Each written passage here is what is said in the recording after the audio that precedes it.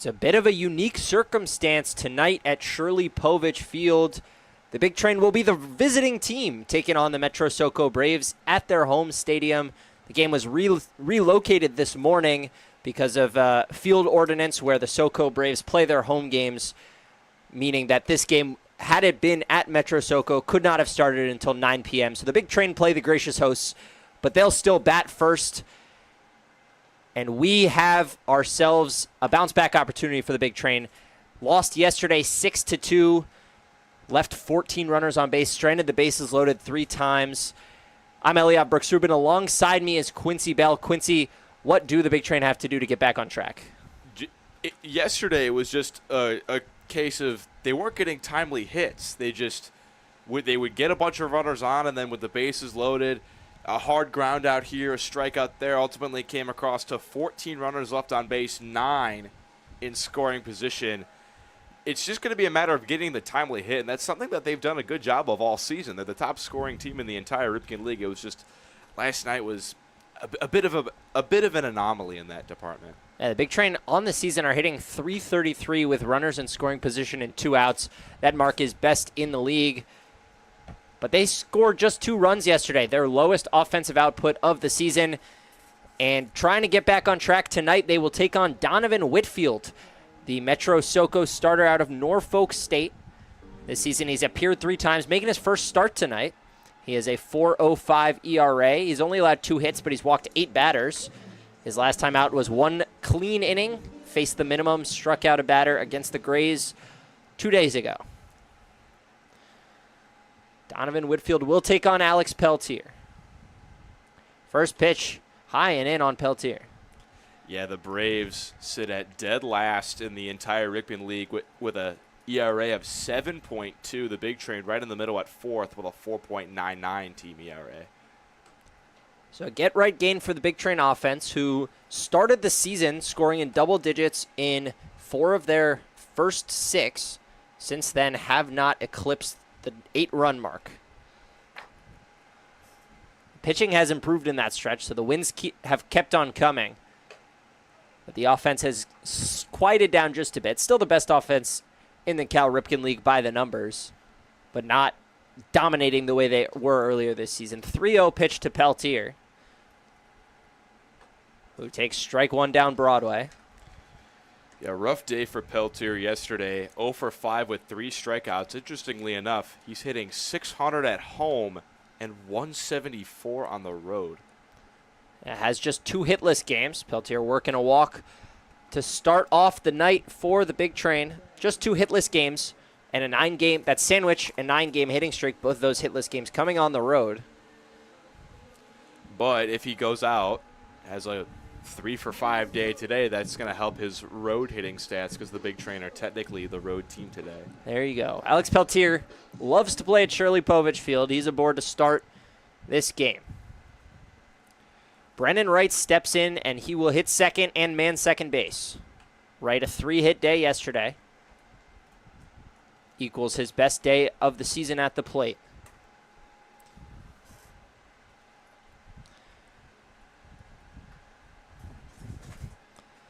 Big Train order will be as follows. You see Peltier on first and Brennan Wright at the plate. John Martinez stands on deck. Emilio Gonzalez hits cleanup. Peltier was off for second, but Wright fouls the pitch away. Peyton Steele is 5th. Logan Panett hitting 6th, wearing number 6. Parker Corbin, the DH today, batting 7th. Brett Ott in left, batting 8th. And Dylan Murphy will do the catching duties after his Jacob Hawks turn yesterday, and he will hit 9th. Peltier with a massive lead off of first and Whitfield. Hasn't even looked his way yet. Took off on the last pitch. Goes again on this pitch, and Wright swings again, hits it down the left field line, hooking, out of play. And that's back-to-back pitches where Peltier easily had the base stolen, but Wright fouls it away. Both of those times, Peltier had a massive lead and a great jump, but 2 swings from Wright has him still at first. Wright, the only player for the Big Train who has reached in every game he's appeared in. 12 games on base in a row. Takes a curveball for ball 1.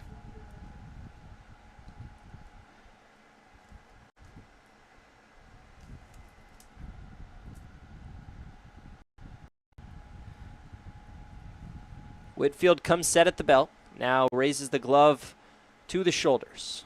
A tall right-hander, kicks, deals. Peltier off again. Right ground ball through the hole and shortstop. Peltier never stopped moving. He's on his way to third. A two-strike hit and run executed to perfection. And a slow Brendan Wright ground ball turns into a single. There are runners at the corners and nobody out. And how about it? The start to his Big Train tenure. That's 14 straight games to start the year with Brendan Wright getting on base. A 3-for-5 day yesterday. And then another single today. And a great job by Peltier. That ball didn't look like it was going to get too far away from the shortstop Kohlmeyer, but he read it perfectly and just kept the wheels moving. Great job to get an extra 90 feet there. And nobody faster on this team than Alex Peltier, who stands 90 feet away. The Big Train still no outs. John Martinez at the plate. He's in a little bit of a slump. Did not play yesterday. He's 1 for his last 12, dating back to his injury and the rainy week that cost him about 10 days of baseball.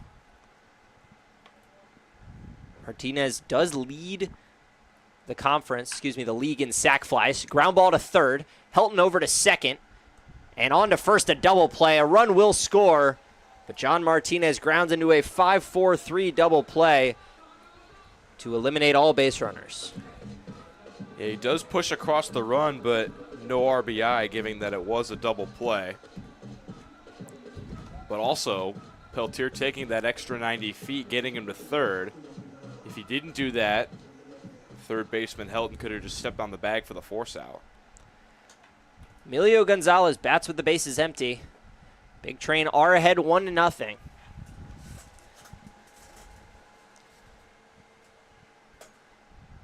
An encouraging sign, at least, although it was a double play, at least able to push across a run. Big Train stranded Alex Peltier on third, or not Alex Peltier, but stranded a runner on third with nobody out in yesterday's game. They did it more than once, too. But in the second inning, after going down 3-0, was an early sign that the offense just wasn't up to snuff yesterday. And then over the course of the game, they stranded the bases loaded in 3 separate innings. There's 14 runners stranded total, and just 2 runs came across. 3-0 to Emilio Gonzalez from Whitfield, who has struggled with control this season. He walks the second batter of the inning. And one thing that, at least so far, looks like today should be better than yesterday, it took the Big Train, at one point they had 1 run on 11 hits. Today already 1 run on 1 hit. Peyton Steele to the dish.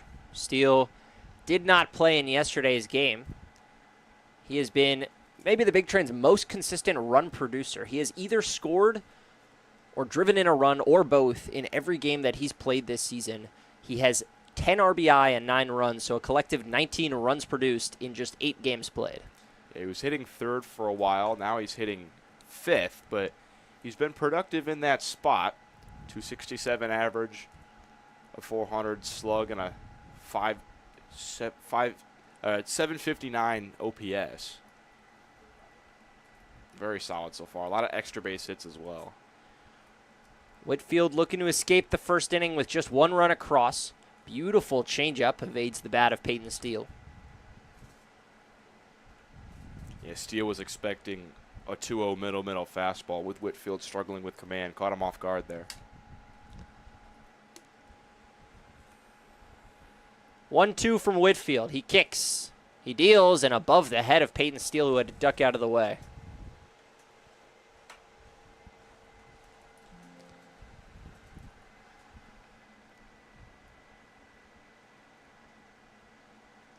Two balls, 2 strikes, 2 outs to Peyton Steele. The delivery and a swing and a miss. Peyton Steele goes down, but the Big Train tack on a run. 1 hit, 1 left on. It's 1-0. We go to the bottom of the first at Shirley Povich Field with the Big Train on the defensive side of the ball.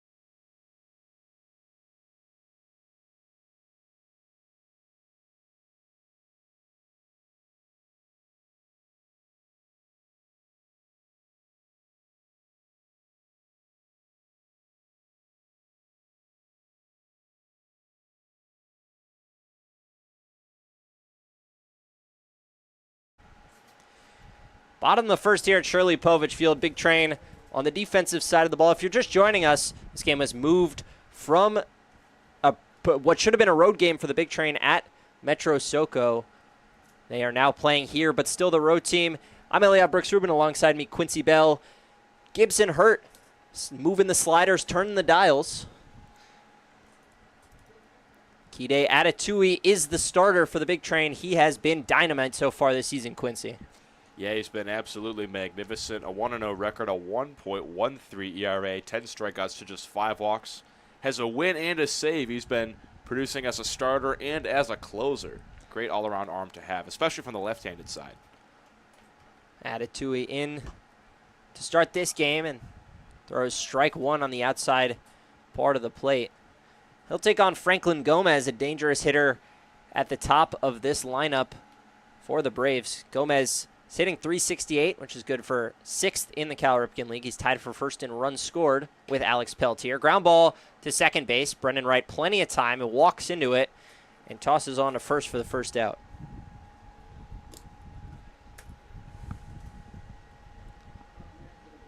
Yeah, Atatui, I would say a top 3 or 4 arm for the Big Train behind maybe Drew Bellis, who had a rough day yesterday, at least in the first inning, was able to recollect himself and put together a decent start after that. But after that, it's been Atatui's been really solid. Stewart and Ketchum also have been really good. Atatui takes on Nick Frankozenko, the DH, batting second today. Hitting .333 on the season. He's also swiped 6 bags on 6 attempts. Lefty on lefty matchup. And Atatui gets a wave and a miss for strike one. Beautiful slider there. About a foot of horizontal run on that as well. Kide Atatui this season in 8 innings pitched has allowed just 6 hits and 5 walks. He's got 10 strikeouts. Strike two bends in on the black.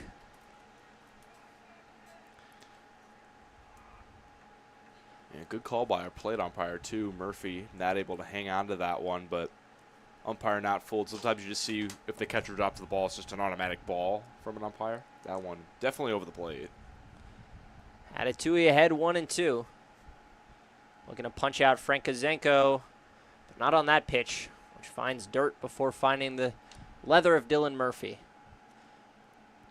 This Braves lineup, one of the better lineups in the Cal Ripken League. They are 3rd in runs scored. They've walked the most. They're 2nd in OBP, 3rd in team OPS, so they can produce with the best of them. Frankozenko goes down swinging, and Atatui's got his first strikeout of the game. They can produce with the best of them. It's mostly been the pitching. Yeah, the pitching's just been not great for them, but the offense has definitely held up their end of the bargain. They're, like you said, 3rd in runs, 2nd in on base, 3rd in OPS. The hitting's not been the problem. It's just been they've been giving up too many runs.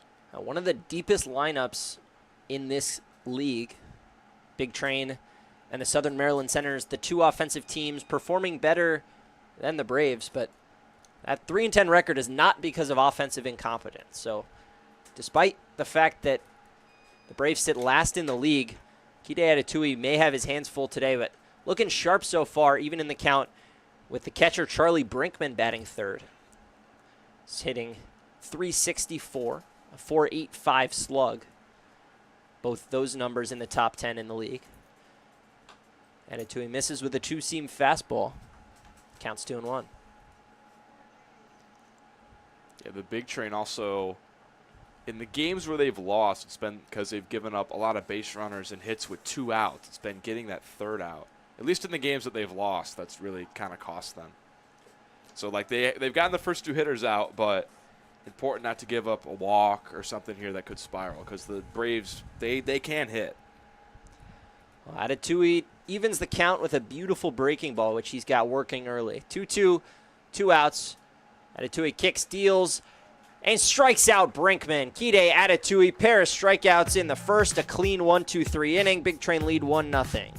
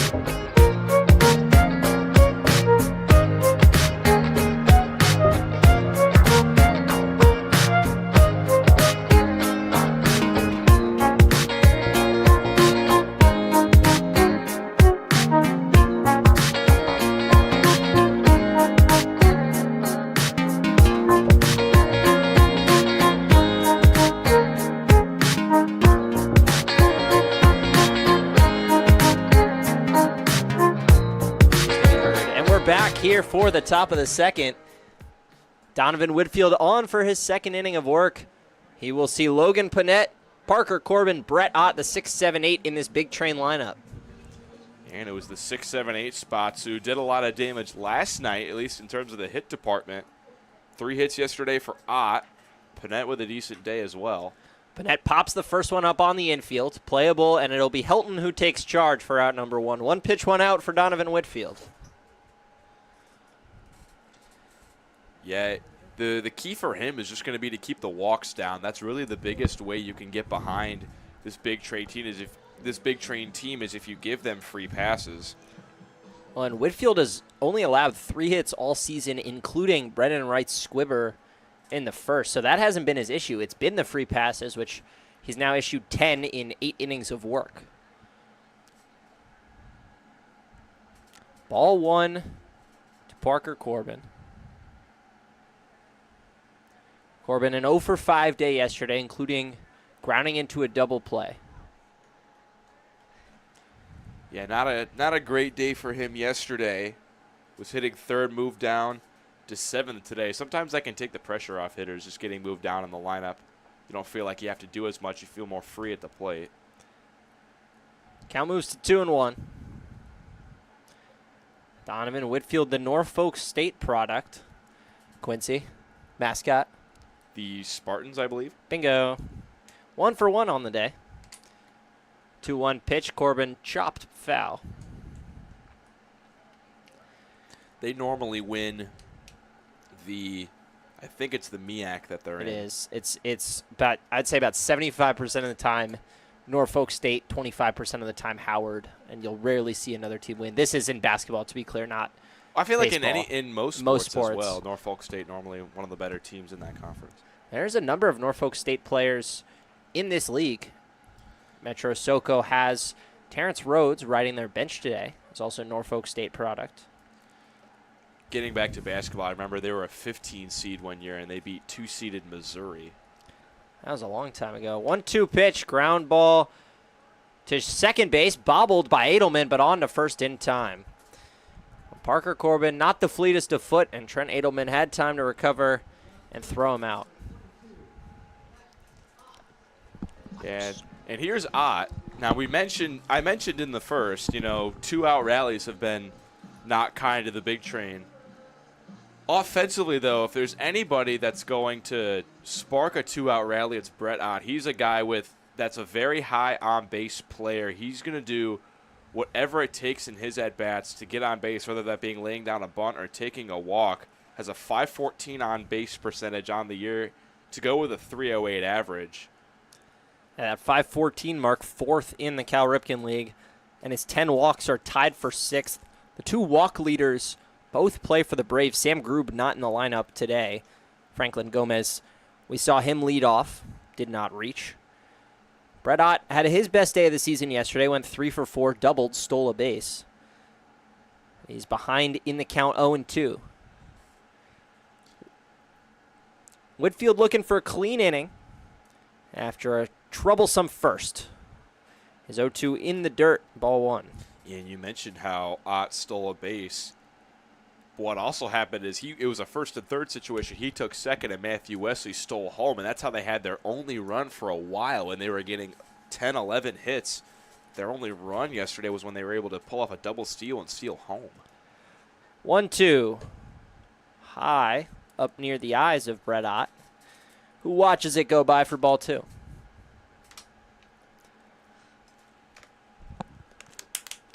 Double deuce at the dish. Brett Ott wears 22. 2 balls, 2 strikes, 2 outs. Whitfield's delivery grounded sharply and through the legs of the first baseman, Nate Dudek. Ott rounding first. He's headed for second. He'll be in standing up. A 2-base error. And Brett Ott will be on and into scoring position with 2 outs for Dylan Murphy. Yeah, errors have not been kind to the Braves this year. They've committed the most errors in the entire Ripken League with 24 coming into this game, now 25. We'll see whether the big train can take advantage. It's Dylan Murphy who has been one of the better hitters in this lineup. Both Murphy and Hawk, the catching tandem, hitting an even .333 this season. Murphy's got hits in 5 of his 6 appearances, and most impressively, has yet to strike out this season. He's got 21 at-bats without a strikeout, 26 plate appearances overall. Yeah, I wonder if we're going to ever see a lineup with both of them together, because they switch off every single day. I think if they keep hitting well, Coach Sal might need to think about maybe putting them both in the lineup and having one of them DH. It's certainly a possibility. Right now, the Big Train lineup is deep enough that he has the luxury to not do that, but certainly both of these guys capable of DHing. They're both skilled enough hitters where that wouldn't be an issue. And if some of these other bats start to go cold, Brett Ott, Matthew Wesley, Parker Corbin, guys who have all taken turns in the DH spot, Josh Skoronsky, it's certainly a possibility that at some point we see both of these guys in the lineup at the same time. For now, they're taking turns, and Dylan Murphy in an 0-2 hole and strikes out for the first time. I may have put the announcer's jinx on him. May have? 21 at-bats before he strikes out. Strikes out with a runner in scoring position and 2 outs. Big Train strand 1 on a 2-base error. We go to the bottom of the second, still a 1-0 lead.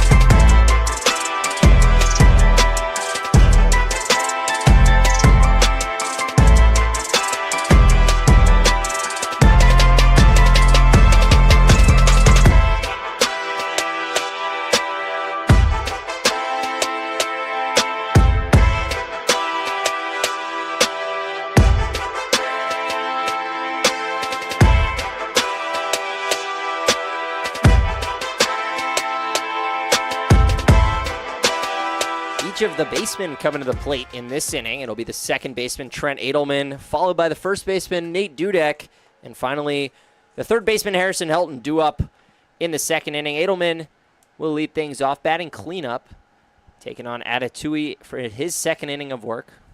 Edelman hitting .350 with an .880 OPS. Very productive hitter, and grounds the first pitch to short, a 2-hopper to Martinez, who throws to first a bit high, but Gonzalez handles with ease. Kide Atatui efficient so far. First 4 batters have been set down. That time Edelman on only 1 pitch. It's only been 14 pitches for him to get those first 4 outs. And Atatui has strikeout stuff, but so far today has not needed, I mean, he has struck out 2, but hasn't needed to burn a lot of pitches to do so. First pitch inside on Nate Dudek, who made the error over at first in the last inning. Did not end up harming the Braves. 1-0 from Atatui. Big breaking curveball for strike 1.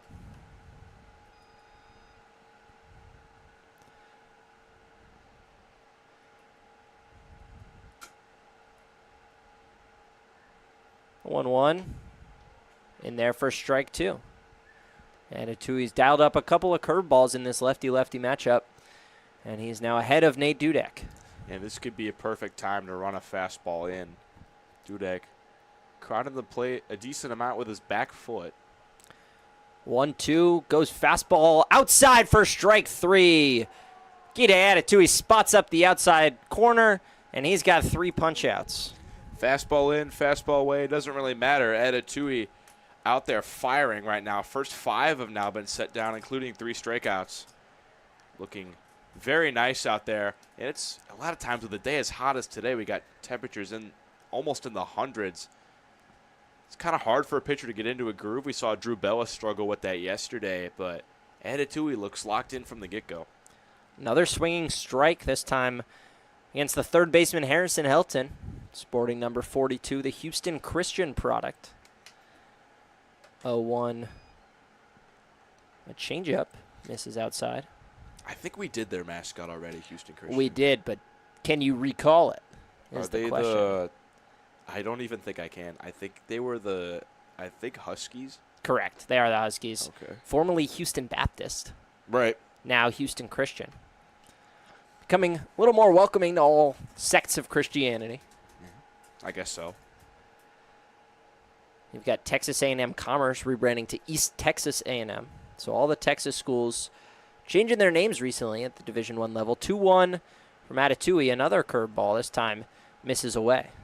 I don't know if Houston Baptist and Texas A&M Commerce really requires all Texas schools changing their name. I mean, that's more. How many other schools can you name that have changed their name in the last year?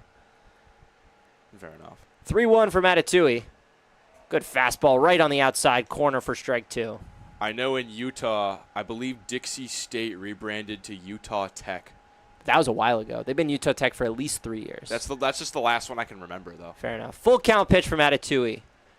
Misses his spot outside, and the first base runner is aboard. It's Harrison Helton via a walk.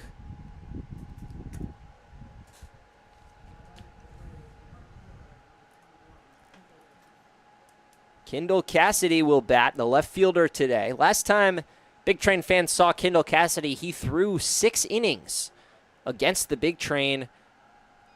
The first time these two teams met, he was pretty effective until the rain started coming down. First pitch is strike 1. Quincy, why don't you tell me about his last appearance? So Cassidy, 6 innings of relief after the starter for the Braves got hit really hard. And he was out there throwing some very, very slow pitches. His fastball was barely ticking into the 80s, and his curveballs were sitting in the mid-60s. But he was being very effective. The Big Train kept just popping up pitches on the infield against him. I wonder if we'll see him on the mound at some point today. I doubt it, with it being this hot and the fact that he's also hitting and playing the field, but could be. 0-2 from Atatui. Misses away. Really, Cassidy was effective until the rain started coming down in that one, and then it was a little more of a struggle for him to get a grip on those disgusting off-speed pitches, and he walked a couple and gave up a couple of hits. Ended up with 10 hits allowed, 5 earned runs in that game, but mostly on the tail end. Goes down swinging here. Kide Atatui's got 4 strikeouts through 2. Just 1 base runner allowed. It's a walk, and he is stranded. Big Train still lead 1-0 going to the 3rd.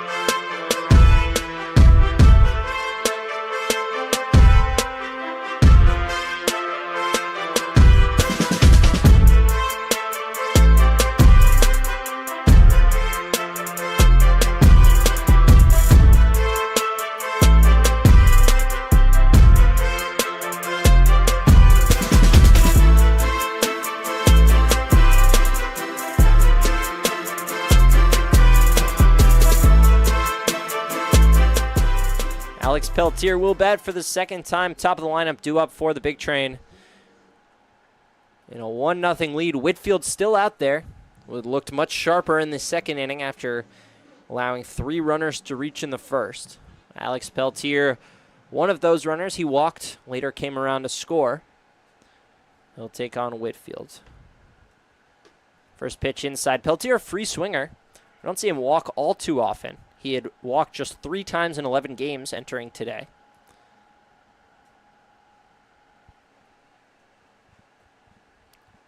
One-zero pitch outside. Whitfield's first 2 pitches miss inside, miss outside with fastballs.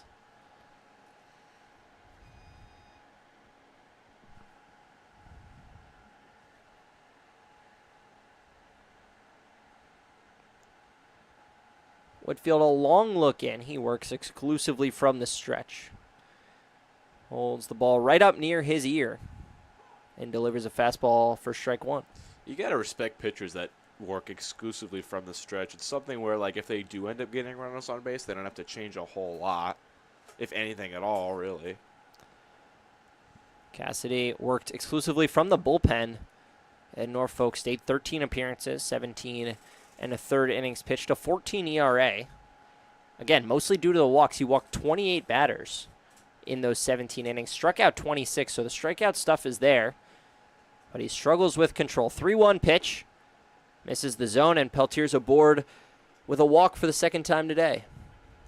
Yeah, and you were talking about how Peltier doesn't really walk too much, but 2 walks already for him today, and you're definitely right about Whitfield. The stuff is there. He's got a fastball in the 90s, some off-speed stuff in the 70s, good movement, good variation of speeds. It's just been the location that has prevented him from – he's a good pitcher, I would say, preventing him from being in the elite tier of the Ripken League. Yeah, he's been effective so far despite the control issues, limiting damage that come off the bat. Peltier takes off for second, this time right, not swinging, and Peltier has his 10th stolen base of the season. Slides in feet first, which you don't see very often. Yeah, we mentioned in that first inning how Wright costed Peltier what would have been 2 times an easy stolen base after he had a great jump. I bet you those 2 talked, and it was like, hey, if I get that big of a jump, just let me go. I'm going to get there. Because that time Wright holding off. Helped that the pitch was a ball. So a 1-0 count to Wright with a runner in scoring position. Squares to bunt, pulls back. Brendan Wright, 3 sacrifice bunts on the season. And we've yet to see Whitfield even attempt to pick off yet in this game. Peltier has a massive lead over at second. Look, he's bouncing off the bag. It looks like he wants to go to third. Alex Peltier easily 15 to 20 feet clear of the second base bag. Now Whitfield turns around, but nobody home to pick off Peltier. And didn't come with a throw that time either. I don't think that's going to scare Peltier too easily. J.W. Kohlmeyer, the shortstop, standing in, leaning towards second behind Peltier.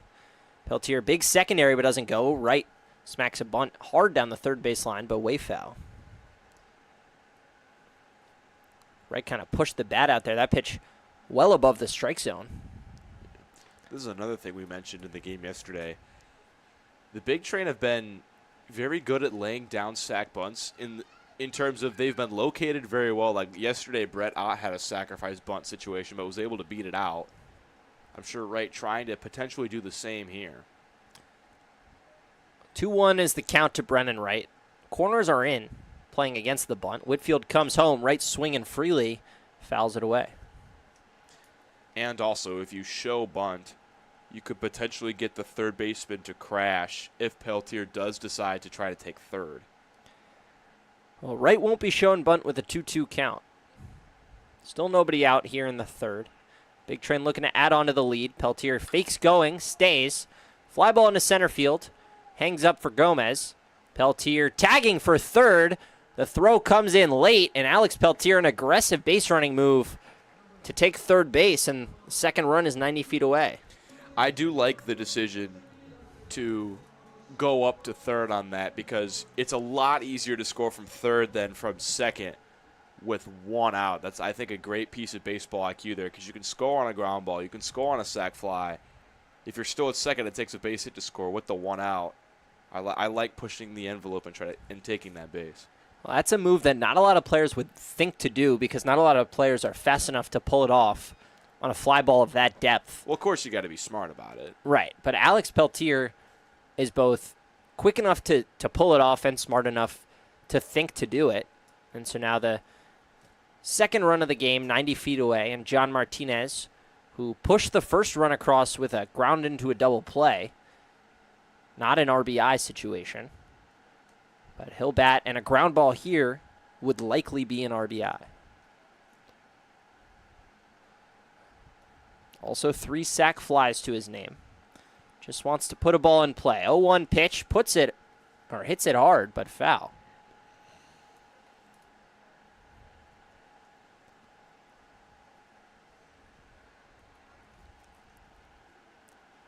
Count is 1-2.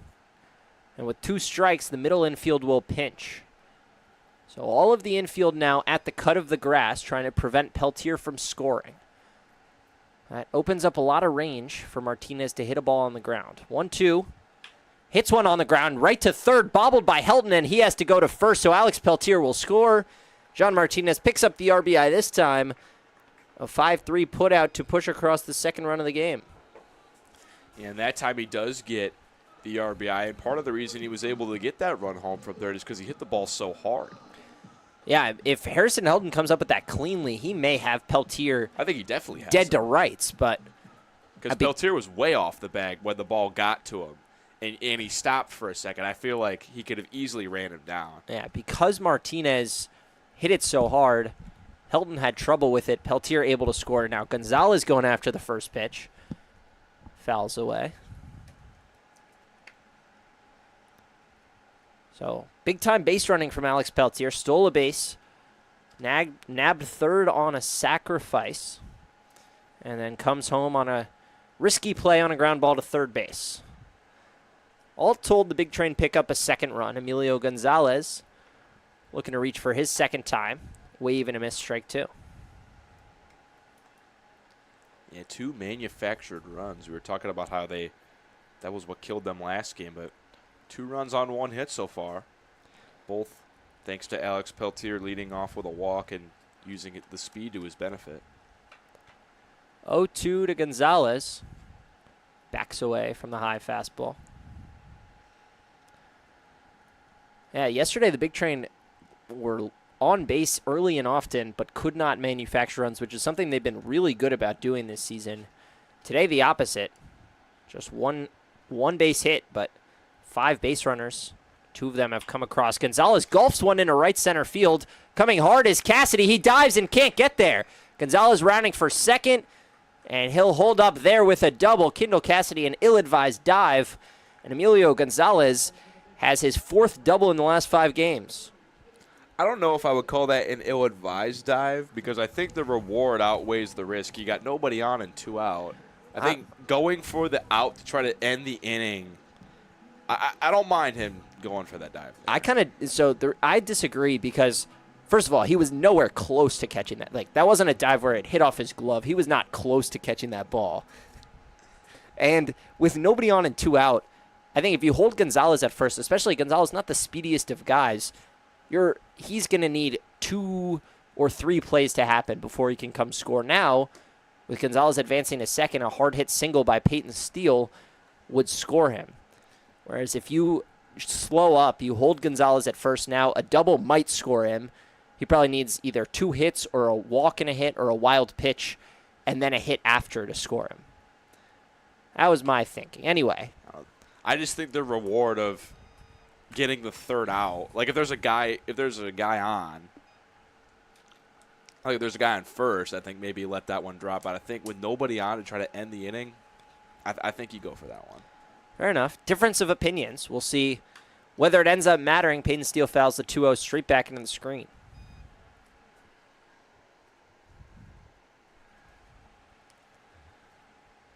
Steele looking to produce yet another run.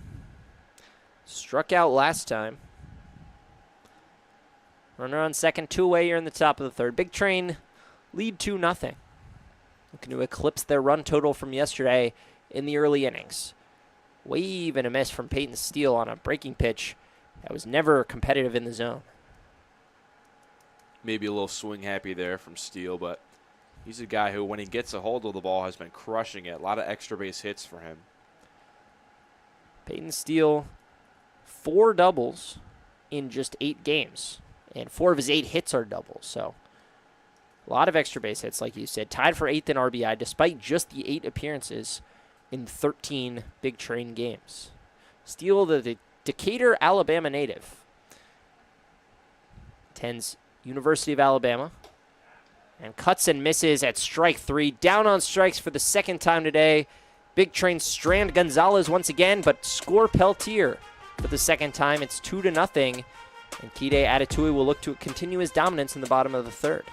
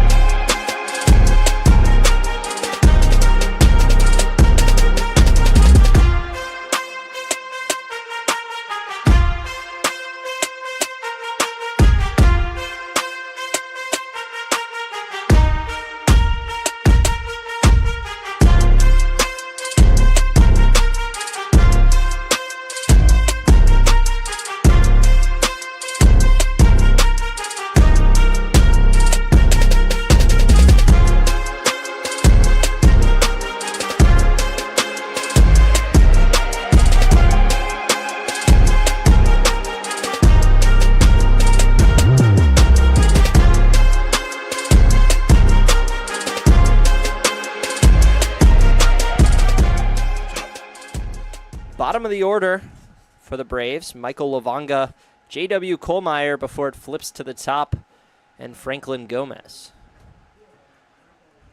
It's really only when you get to this bottom where you run into guys who haven't seen much action and haven't really produced. Michael Lavonga batting just 125 on the season.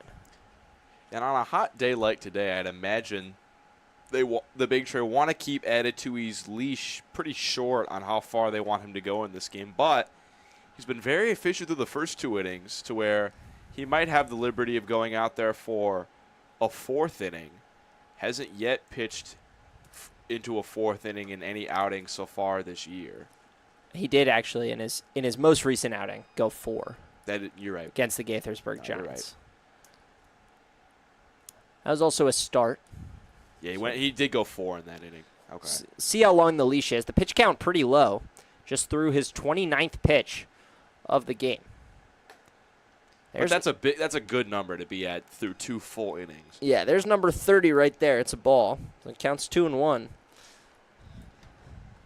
He pitched 3 innings in relief against Silver Spring. Got a 1-inning save against Olney on the 12th, and then 4 innings of 4-hit ball, no runs.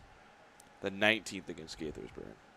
He's pitching about once a week on a little bit shorter rest. The shortest rest he's had thus far this season, just 5 days after he last appeared.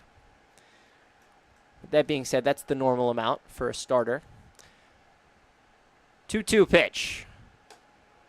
Just misses on a curveball to fill the count. Yeah, he had 5 days after his first start, or 6 days after his first start, and then 7 days after his second start. Part of that was because there was so many rainouts. Full count pitch from Atatui. Strikes out Lavonga. Second K looking for Atatui, 5th overall. He's got to work in here this evening. Yeah, when you can locate backdoor breaking balls against opposite-handed hitters, it's going to be a good day for you on the mound. About a foot of horizontal break on that last pitch, 76 miles an hour. It looked like it was going to be a ball the whole way, but then just cut late right at the back end of the zone, and Lavonga just frozen on there. It's a beautiful pitch. Pretty perfectly spotted. Here's J.W. Kohlmeyer making his Cal Ripken League debut. and his collegiate debut, the 2025 Gainesville High School graduate, committed to the Virginia Military Institute. Do you know their mascot? That's a hard one. So that is a military academy. I believe they're the cadets. Close. They're the Keydets. That is the same thing. K-E-Y. We are not doing that. That's the same difference. It's not the same that's thing. That's the same difference. It is not. That's different. No. And a key day. Looking to strike out the Keydet on the 0-2 pitch. Spoiled by Kohlmeyer. The future Keydet, actually. If we want to go that route. Okay, buddy. At any rate, his first appearance this season for the Braves. Starting at shortstop, hitting 9th. Atatui gets him down swinging. Back-to-back Ks, 3 in a row dating back to the second. And 4 of his last 5 batters he's faced. And the first time through the order. Struck 6 out of them. 6, yeah. And even 2 per inning. With a chance for a third. It'll be Franklin Gomez at the top of the lineup, one of 3 hitters who has not struck out today.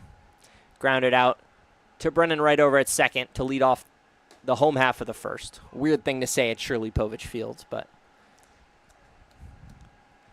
had a key day in the zone for strike 1.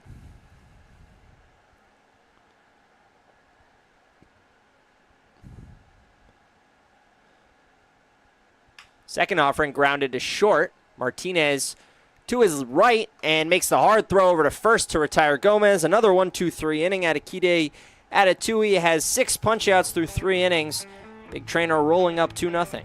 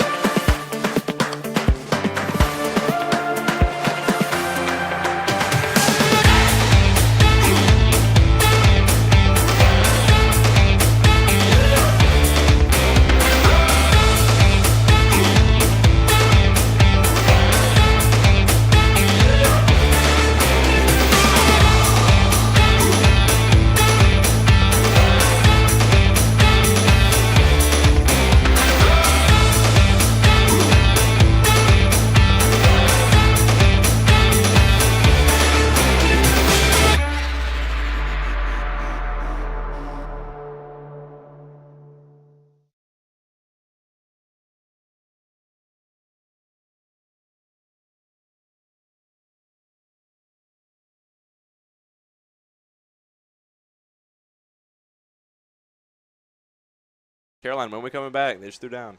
Come on.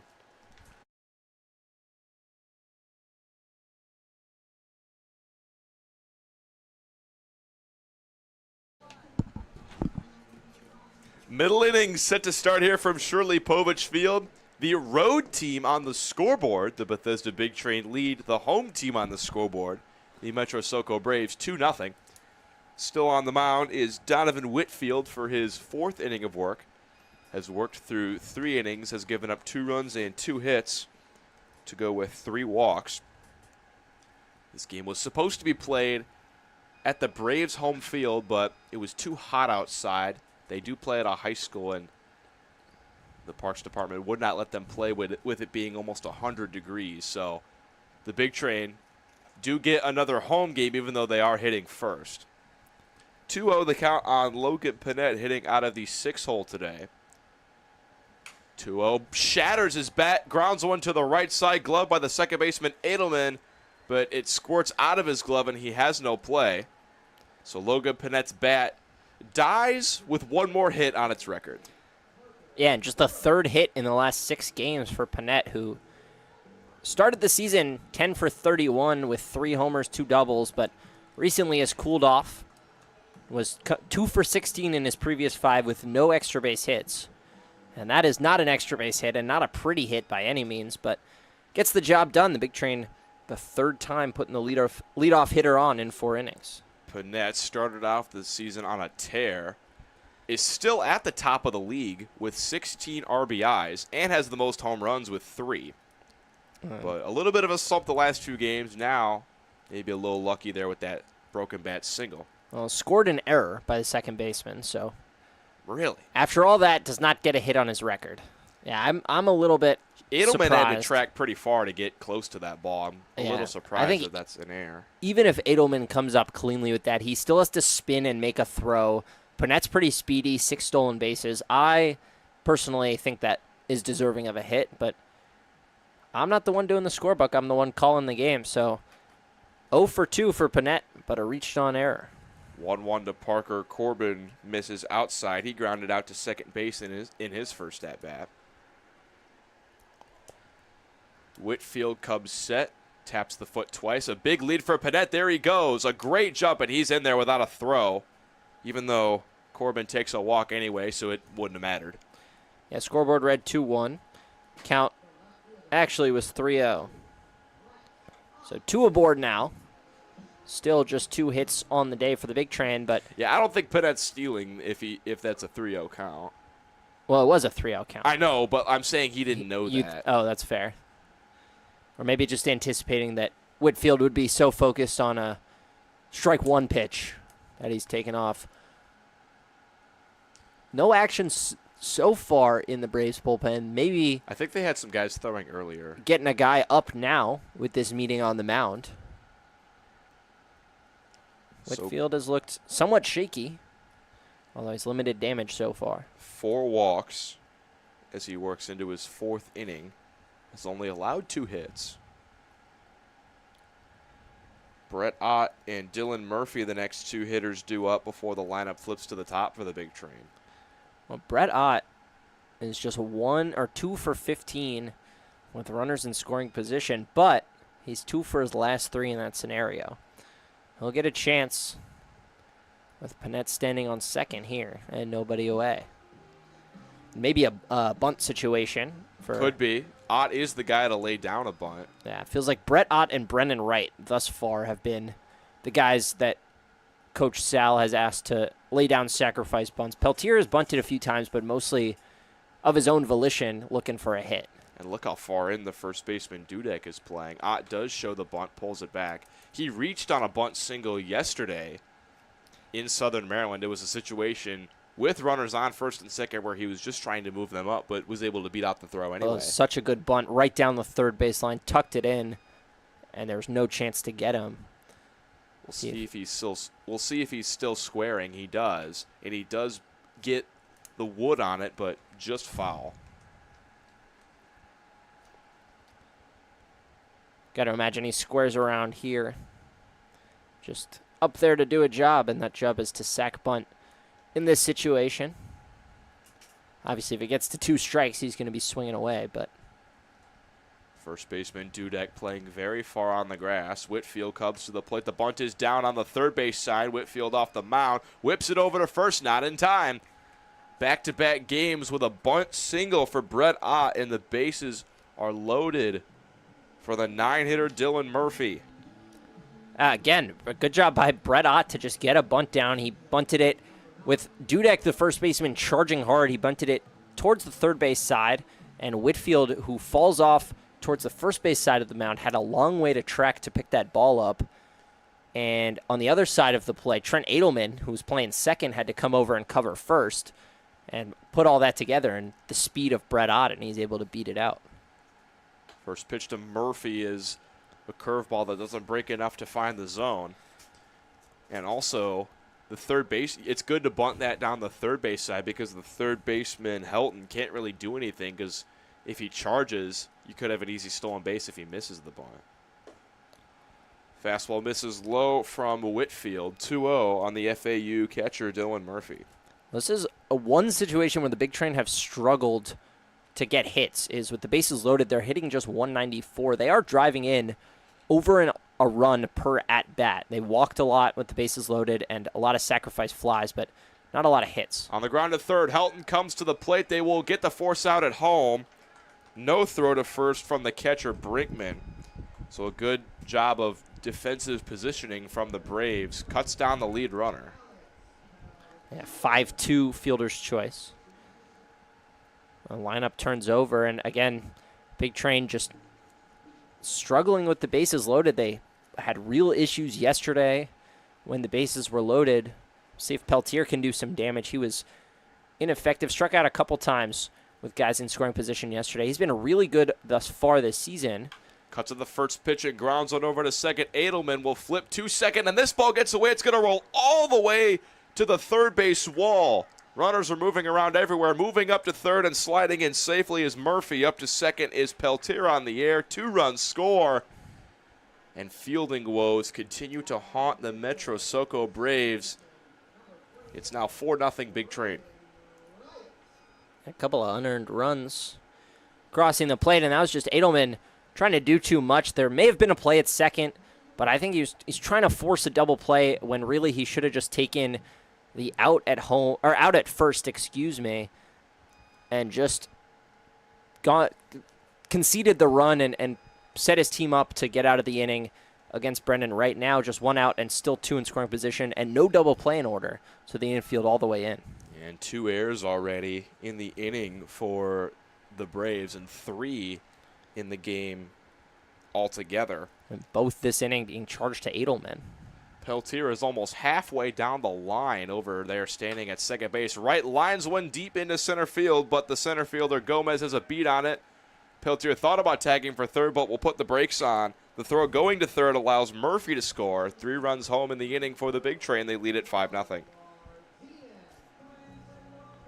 Yeah, good piece of hitting by Brendan Wright. That's his 3rd sac fly to tie John Martinez and Emilio Gonzalez at the top of the team leaderboard.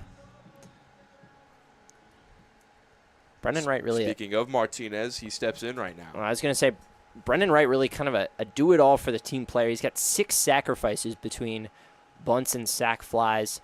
He is not afraid to make an out to make a play. Popped up high in the air towards shallow center. 3 fielders going back on it, but it's Kendall Cassidy who steps in, calls everybody off, and makes the catch.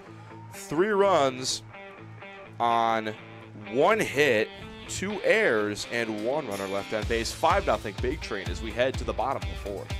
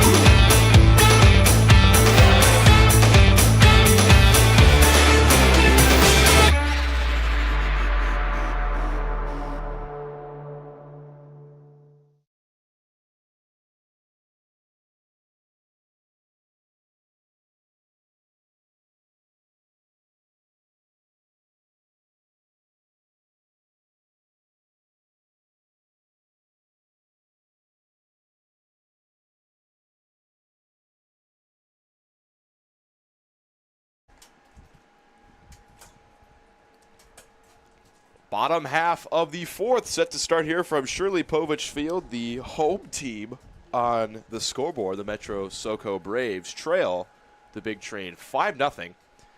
5 runs on 3 hits, no errors for the Big Train, no runs on no hits, and 3 errors for the Braves. They allowed 3 unearned runs to cross in the top half of this inning, thanks to some pretty poor fielding. We've mentioned how they lead the Ripken League in errors. It'll be 2, 3, and 4 to try to get a rally going for the Braves. A perfect part of their lineup to try to do that. Frankizenko, Brinkman, and Edelman.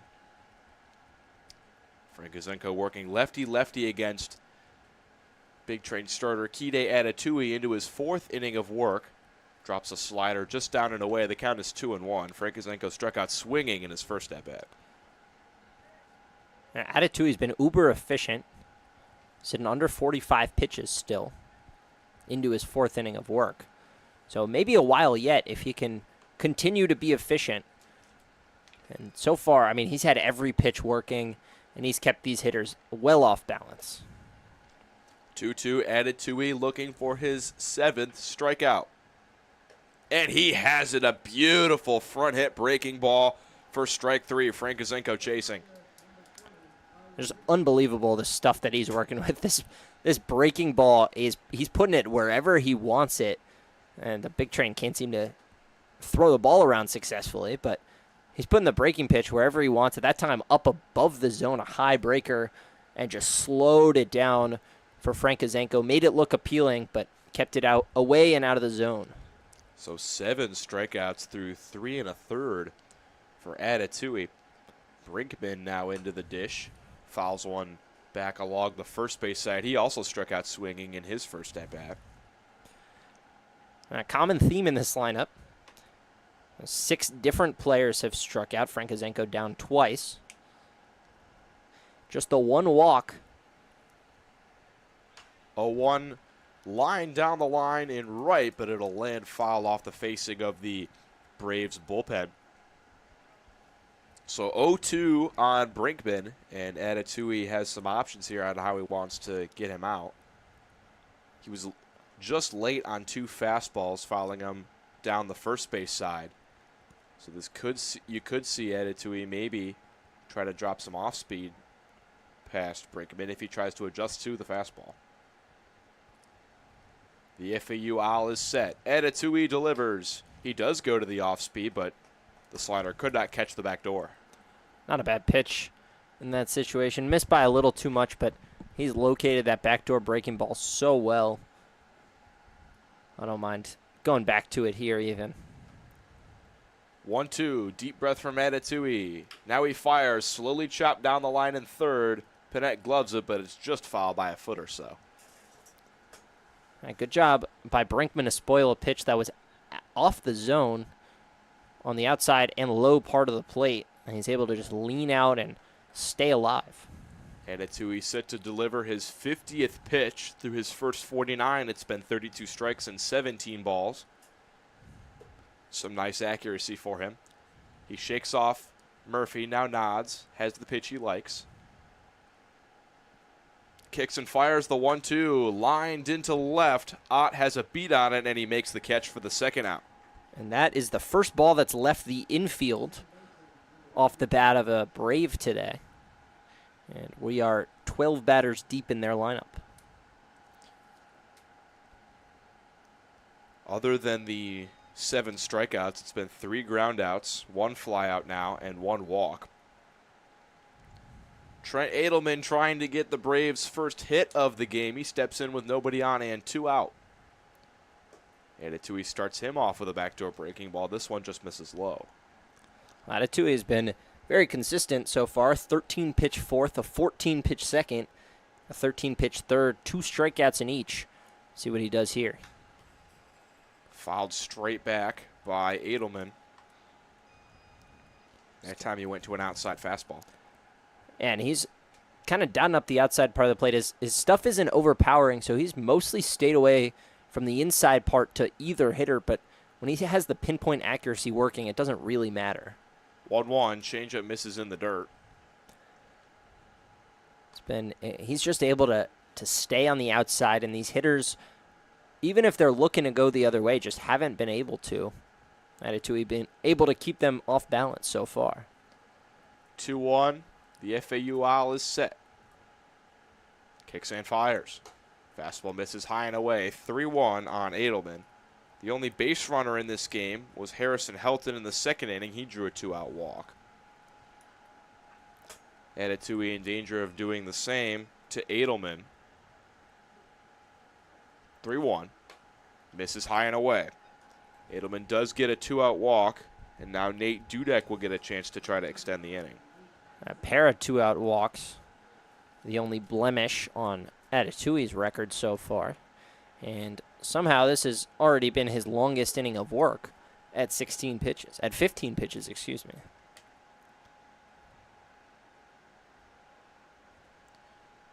So here is Dudek. Struck out looking in his first at-bat.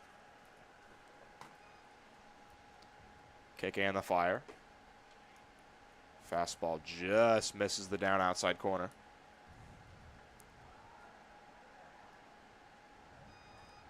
Dudek out of Fairleigh Dickinson University hit .256 in 30 games this past season for the Knights.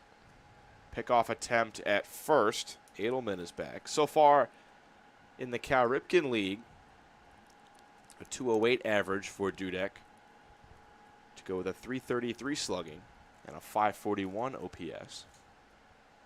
Another deep breath from Atatui before the 1-0. A big swing and a miss at a slider from Dudek. He was definitely anticipating fastball way early on the breaking ball. And he was not just anticipating fastball, he's ready to deposit that fastball in the trees. A huge swing, but no luck. 1-1. Atatui goes back to the breaking ball. This one misses just low.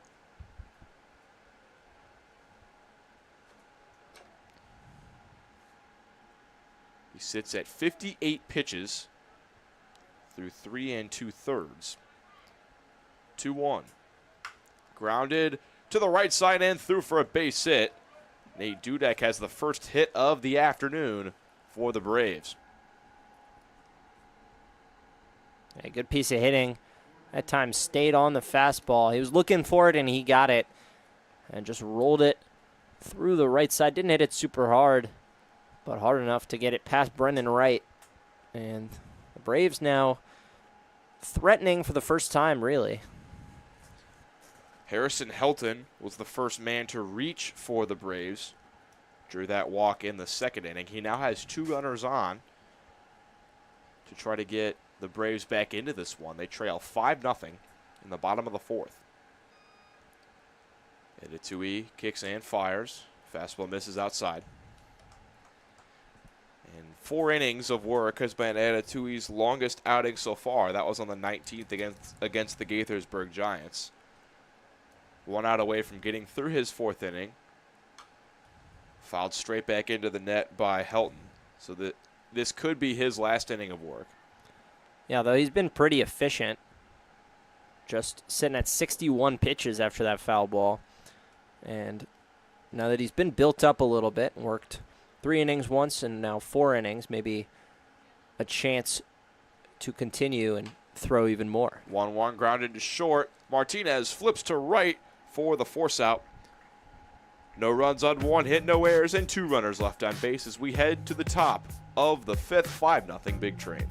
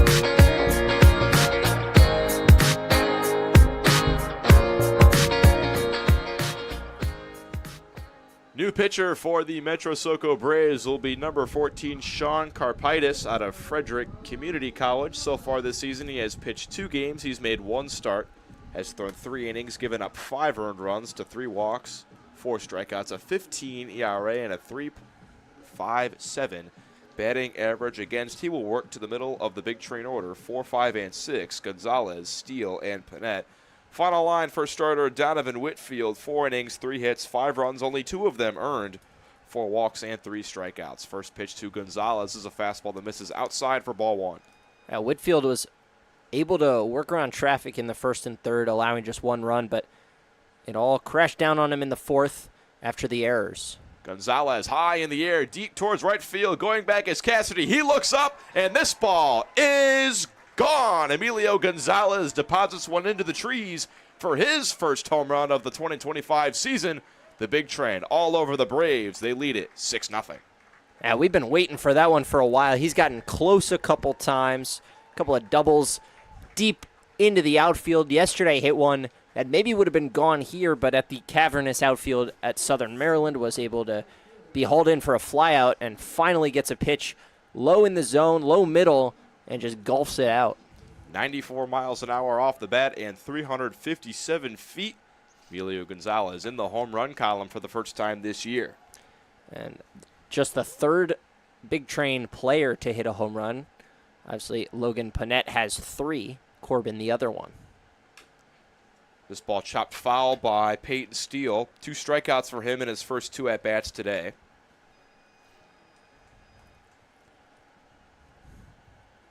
Top half of the 5th, the big train playing the visitors in their own stadium. This game was supposed to be at the Braves, but due to extenuating circumstances regarding the heat, the game had to be moved here. But the Braves do get to be the home team still in terms of that they bat second. Big swing and a miss on a front hip slider from Steele, and he's down on strikes for the 3rd time today. A frustrating day for Peyton Steele. Just hasn't been able to pick up pitches out of the hands of these righties and has had particular trouble with the off-speed pitch. 3 strikeouts swinging. The only guy today to neither reach base nor drive in a run. Panette lines one into left field on the first pitch. And we mentioned he almost got out of a slump in his last at-bat, reached on an air that we thought should have been a single. Ellie, I have no doubt about that one. A line drive straight into left field. That is a single 1,000 times out of 1,000. Logan Panette maybe starting to swing the bat a little bit better. A hit, and arguably a second hit, depending on who you ask, but all on the board now. Here is the Maryland Terrapin, Parker Corbin. Awaits the first pitch from Karpaitis. Fouls it straight back along the third base line. Panette, a hit yesterday, too. So hits in back-to-back games for the first time since really before the rain started. Yeah, nobody in this league hardly played any games last week due to so many rainouts. It felt like it was pouring every single day. 0-1 to Corbin. Backdoor breaking ball catches the plate for strike 2. I think a span of 6 days, there were 4 games played. One of them was here. 2 of them were at Olney, and 1 was at South County. Pick off over to first. Panette is back. And we talked to Matthew Wesley after the Big Train's win against the Crop Dusters earlier in the week, and he said that it took the squad a little bit of time to sort of get their footing in terms of hitting and timing up pitches, because when you have a week off just in the middle of a season, it's sometimes not easy to just get back in the box and start hitting baseballs coming at you at 90 miles an hour. And it was a weird week off, too. Because of the way the rain came and went, there were a couple times where the Big Train got all dressed up, did their warm-ups, and were just unable to play because rain was coming down. So they had 1 game suspended and 2 or 3 other times where they showed up to the ballpark and were ready to go before the rain canceled it. So it's not like they were sitting at home. So they were still getting their swings in. Delayed steal by Panette. Catches the Braves defense sleeping. He walks into second easily. So they were still getting their swings in. They weren't just sitting at home. But at the same time, in a situation like that, it's a little bit tough to kind of reprogram from, oh, I'm showing up at the ballpark to get a couple of swings and go home, to, oh, I've got to do my warm-up routine, and then I've got a game to play and have to see live pitching. So They've adjusted well, though. 1-2, grounded over to first by Corbin, fielded by Dudek. He takes a stroll to the bag and taps on it for the out. Panette is able to move up to third. There's now 2 away for Brett Ott. They also had one game against the Senators last Tuesday where they played 3 innings of that game, and then the rain started downpouring, made the field unplayable. And that was the start of the rain, the torrential rain.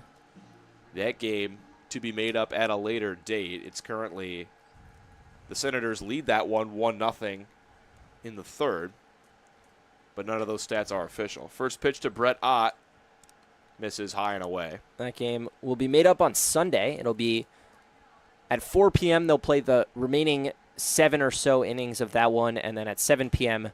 they'll play a 7-inning second half of a doubleheader. Both of those will be regular home games. The Big Train will bat second. It'll take place at Shirley Povich Field. Get your tickets for that one. Tickets from the first game will be valid at the door, and if you weren't in attendance last Thursday but would like to see a doubleheader's worth of baseball, get your tickets at bigtrain.org/tickets. 1-1 misses inside to Brett Ott. He reached on an air in the second and had a bunt single in the fourth. Later came around to score. Big Train lead at 6-0 in the top half of the fifth. Karpaitis out of the windup for the 2-1 line. Straight back up the middle and through into center field for a base hit. Brett Ott sends that ball right back where it came from and is able to score Panette from third. The Big Train lead at 7-0. Yeah, almost knocked a glove off of Karpaitis' hand. And Brett Ott, who I mentioned, came into today 2 of 15 with runners in scoring position, now 2 of 2 in that situation. Had the single on the bunt last time. So those numbers are climbing. He's now 4 of his last 5, and that was always going to regress, but suddenly he's red hot with guys in scoring position. Off for second is Ott. Throw by Brinkman, not in time, and it skips through to center field. Ott didn't really notice it. He was busy holding his knee a little bit. Now he calls for time and will stretch it out a little bit. I couldn't tell. I mean, issue with the slide, either overslid the bag or possibly just hit this dirt a little too hard. He could have caught his knee on the base as well. It looks like he's going to be okay. But the center fielder Gomez is playing very deep with Dylan Murphy at the plate. If he wasn't shaken up after the play, probably could have gotten to third. An interesting decision, too, because Dylan Murphy still doesn't have an extra base hit on the season.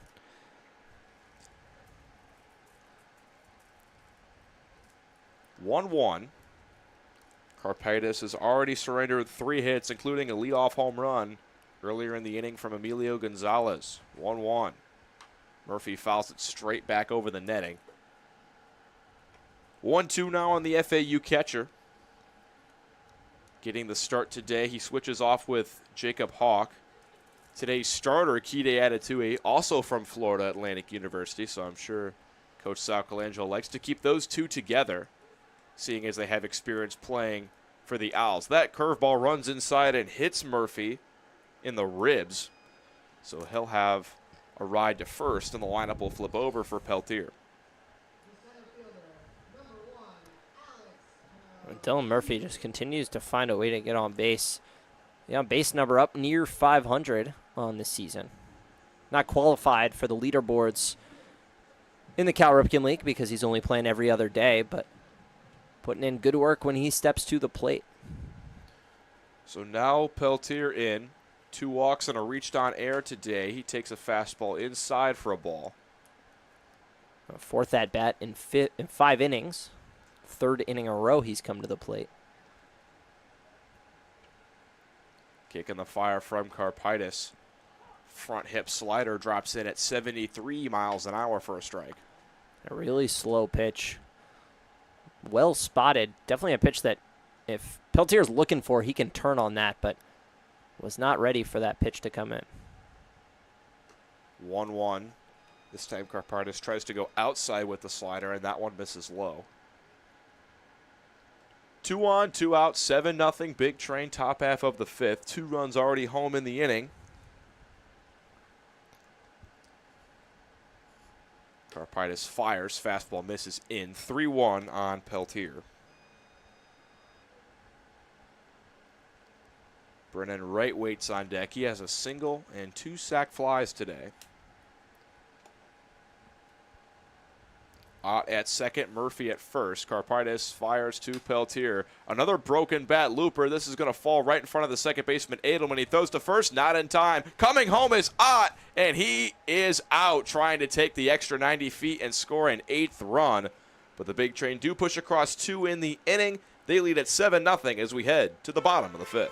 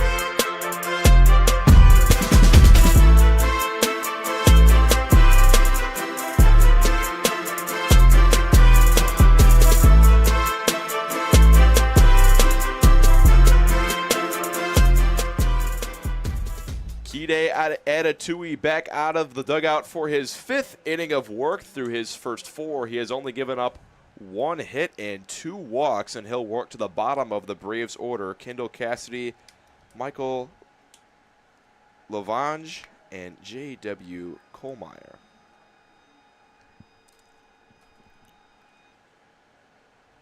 Atatui set. First pitch to Cassidy. Swung on and missed a fastball right down the middle that Cassidy waves at. Yeah, all 3 of Cassidy, Lavanga, and Kohlmeyer strikeout victims of Atatui earlier today. 0-1. Atatui delivers a slider down and away. We were talking about this during the break, but Dylan Murphy doing the catching today. It's him and Jacob Hawk who switch off every other day, but Murphy and Atatui teammates at Florida Atlantic, and for all of Atatui's other appearances, Murphy has been the catcher of record. So head coach Sal Colangelo liking to keep those 2 together. It's really nice when you have good chemistry with your catcher. I think that's something that is often overlooked. Nice front hit breaking ball. A called strike on Cassidy. It's now 2-2. Yeah, really underrated to know that your catcher is going to call the pitches you want. He knows what you're looking to throw, and you guys are just dialed in together like Atatui and Murphy are now. Front hip slider, a beautiful pitch from Atatui, freezes Cassidy. 8 strikeouts for Atatui. And I'm talking about being dialed with your catcher. What a perfect pitch call from Dylan Murphy. Dials up a couple of sliders away early in the at-bat. This time comes to the front hip, and Cassidy was turning away from it, just not thinking fastball, and didn't pick up the seams and gets struck out looking. And it's debatable whether you can call that a strikeout looking, because he was not looking at the ball when it crossed the plate. Absolutely not. Cassidy thought that ball was going to hit him in the ribs, turned into it, but it just breaks back over the plate. 2-0 the count on Michael Lavanga. He struck out looking in his first at-bat back in the 3rd inning. This is the farthest Atatui has worked into a game this year in both pitches and innings. Swing and a miss at a fastball from Lavanga. You can see, or you guys can't see anymore, Jacob Hawk jogging down the left field line with his gear on, getting ready to catch the first action we've seen in the Big Train bullpen. But got to imagine Adatui's going to have the leash to finish out this inning and position himself for the win, as long as he doesn't fall apart here. Adatui able to pump a fastball over the plate. 2-2 on Lavanga. He shakes. Now he nods, taps the foot twice, kicks and delivers. Swing and a miss. A fastball on the outer half. Lavanga, no chance. Back-to-back strikeouts and 9 in the game for Adatui. And there's 2 out in the 5th. And he'll have a chance to become the second Big Train pitcher to record double-digit strikeouts in a game if he can record this last out via the K. Drew Bellis had 12 punch-outs in a win over Alexandria on June the 12th. Drew Bellis leading the entire Ripken League in strikeouts. Here's a bunt from J.W. Kohlmeyer. Adatui off the mound, and he's doing it all even in the fielding department. A strong throw to another FAU Al, Emilio Gonzalez. And Adatui through 5 innings of shutout ball with only 1 hit allowed. We head to the top half of the 6th. 7-0 Big Train.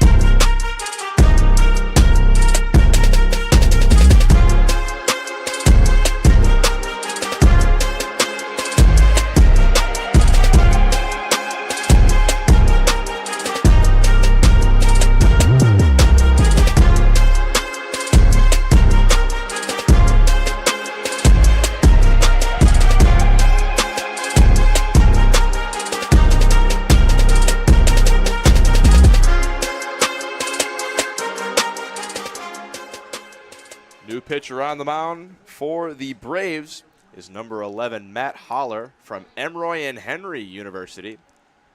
He made 14 appearances in 15 innings, had an ERA of 9.1 so far in the 2025 Cal Ripken season. 2 games, 2.1 innings, no runs allowed yet. And he deals to Brennan Wright, who takes upstairs for ball 1. Should add no earned runs. He has been the victim of this poor Braves defense. Oh, he has 1 unearned run allowed. Came in to this game last in the Ripken League in errors with 24 through their first 13 games and already 3 today. They were last in pretty much every pitching category, including ERA, and that doesn't even account for their unearned runs, at which they're near the top. Brennan Wright pops one high in the air, but no room for Brinkman or Helton to make a play on that ball.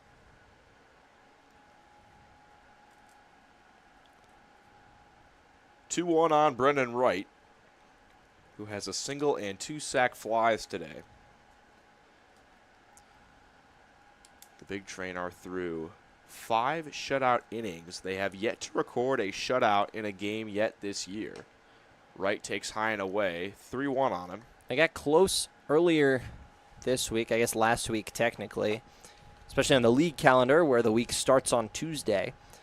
They won 8-2 against the Gaithersburg Giants, where both runs crossed the plate in the 9th inning of a game they already led 8-0. Wright takes the walk. Leadoff man is on for John Martinez.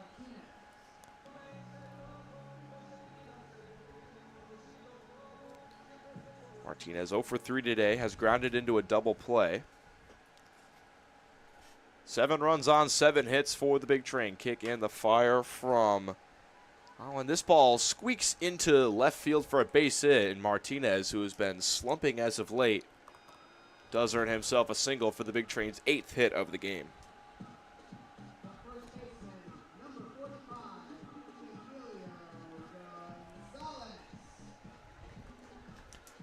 So here steps Emilio Gonzalez, who sent a ball over the fence his last at-bat. Here he is after hitting that home run with what looks to be a leprechaun's hat.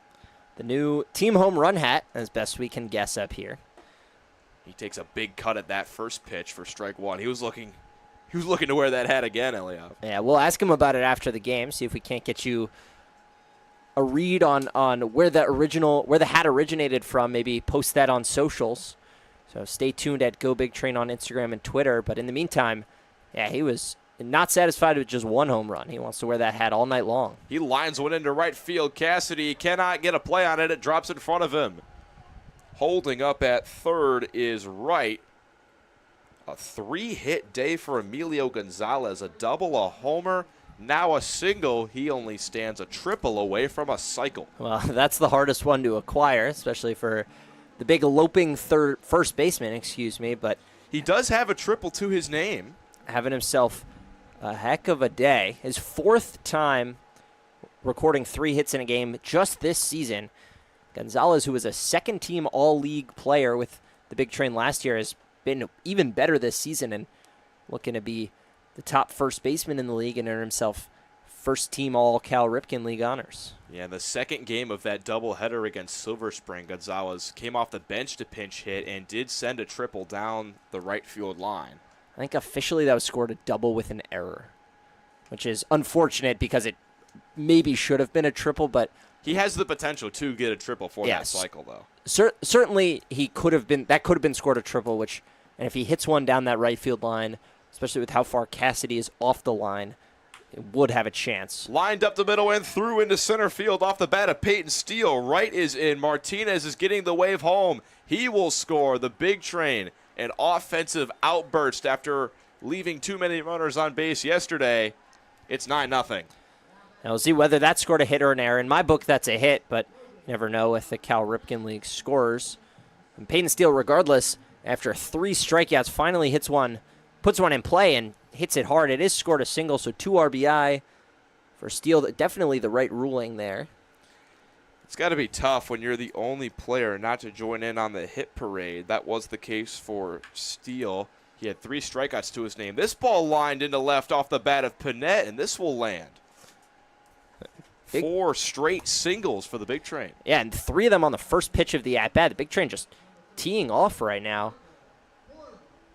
on Matt Holler, who has come in and struggled today. Hadn't allowed an earned run, just 3 batters reached in 2.1 innings coming into today, and has now put the first 5 on in this inning. The mercy rule is 12 runs after 7 innings, and with the bases loaded and nobody out, the Big Train could be in danger of getting to that mark. And the day is over for Matt Holler. He gives up 4 hits and 2 runs already and fails to record an out. We'll tell you about the new pitcher next on the Big Train Baseball Network.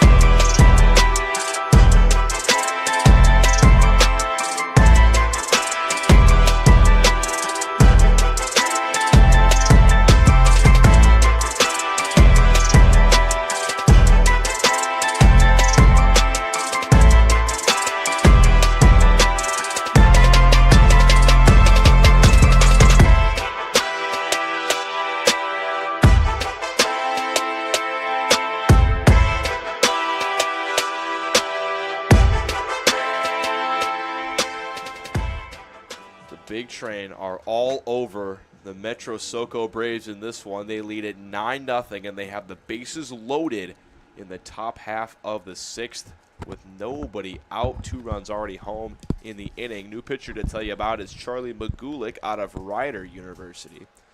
He takes over for Matt Howler, who gave up 4 singles and a walk. Did not record an out, already 2 runs charged to him, and he could have as much as 5 if Panette is able to score from first. It's Steele on second and Gonzalez at third. Corbin takes an off-speed pitch inside. 2-0 the count on him.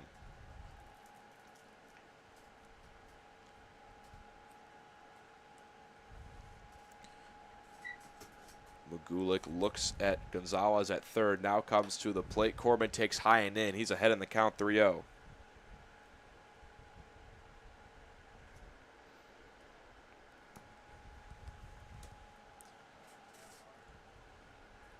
Metro SoCo in danger of walking in the 10th run of the game.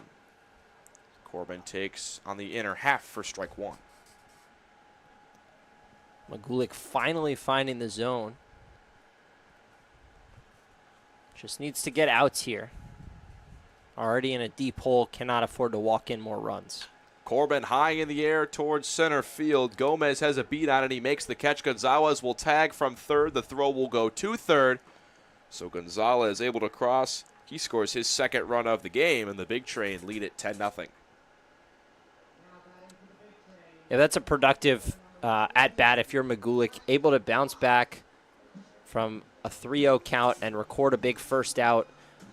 In this situation, you're just tasked with keeping the lead or not allowing any new runners to score. If the guys on base score, especially the guys second and third with nobody out, you can live with that. Coming in to clean up someone else's mess, just can't allow any new runners to get on and cross the plate. So here is Brett Ott swinging a very hot bat, has 5 hits in his last 7 plate appearances. And reached on an error in one of the other 2. So been on base 6 of the last 7 times he's stepped to the dish. A 3-for-4 game yesterday in Waldorf against the Southern Maryland Senators. This ball gets away from the catcher Brinkman. Steele is up to third, and Panette is up to second. It's gone from bad to worse today for the Metro SoCo Braves, who sit at 3-10 and last place in the Southern Division. The Southern Division is as follows. The Southern Maryland Senators sit at 10-2, atop of that division and atop the entire league. The DC Grays are in second at 7-5. The Alexandria Aces at 6-6. Over in our division, the North Division, the Big Train and Silver Spring Tacoma Thunderbolts are both at 8-5. The Crop Dusters sit at 2 games back at 7-8, and the Gaithersburg Giants at 3-11. And take you around the league quickly. T-Bolts up 4-0 on the road at Southern Maryland. That would be a huge result for them. This ball's behind Ott. Steele storming home from third, but the ball rebounded nicely off the backstop. Brinkman got to the plate first, but Steele's slide knocked the ball out of his glove. A wild sequence of events on the wild pitch, but Steele crosses, and it's 11-0. Unlucky for Charlie Brinkman. Got the lucky bounce hard off the backstop and just could not hang on to the ball. They teach you as a catcher, hold it with 2 hands, but Brinkman had to lunge and couldn't keep 2 hands on the ball to make that tag, and as a result, Peyton Steele knocks it out. No malicious intent there. Occasionally, you'll see a runner try to slap the ball out, which results in an out. Not the case there. Steele just his natural dive knocking it out and scoring a run. Most notable case of that happening was Alex Rodriguez in Game 6 of the 2004 ALCS. He had a swinging bunt down the first base line and not only knocked the ball out of the pitcher's glove who went to tag him, knocked the glove off his hand. Yeah, that sparked a fight between the Red Sox and the Yankees. They called him out, and then Yankees fans proceeded to throw garbage all over the field. Of course, the Red Sox won Game 6 and then won Game 7. They were the first team to ever come back from down 3-0. Ott grounds one slowly towards second. Edelman Fields throws to first in time, but a run does cross. Panette scores. Ott has an RBI, and the Big Train up 12-0. I'll give you a fun fact. I was born the day of Game 6 of that series. I watched that, or You watched it? As much as you can You watch watched it? something when you're 6 hours old. My dad watched that game. You remember watching that game? I do. My dad watched that game in the hospital with me in his arms as my mom slept off the effects of giving birth. So, Red Sox fan since day one. I was born a year earlier in 2003, October 12th, 2003. I was born 2 days after, or 2 days before the Game 6 of the 2003 NLCS. Popped up high in the air down the line in left. This ball will land just foul off the bat of Dylan Murphy, but the Cubs are infamously up in the 7th inning of that game and gave up 8 runs to the Miami Marlins. That was the Steve Bartman incident. Just a big mess, but a 2-day-old Quincy Bell watched that game with his mother. So we had opposite starts to our baseball fandom. Anyway, to finish taking you around the league before this inning ends. That ball slips out of the hand of Magulik and gets to the backstop. He's got a wide smile on his face. He just let that one. He felt it slipping. Came out at 66. He just stopped throwing the ball. To finish taking you around the league, Alexandria plastering Gaithersburg. They're up 17-4. Oh. And the DC Grays finished off the only crop dusters. That game has gone final. The Grays took it 7-3 on the road. 2-1 from Magulik. Runs inside this time, and Murphy has to jump out of the way. Oh. Yeah, and the Thunderbolts up 4-0 on the Senators. That's the team that a lot of Big Train fans have had their eyes on, at least from people that I've talked to around the ballpark, because the Big Train and Thunderbolts both tied at 8-5.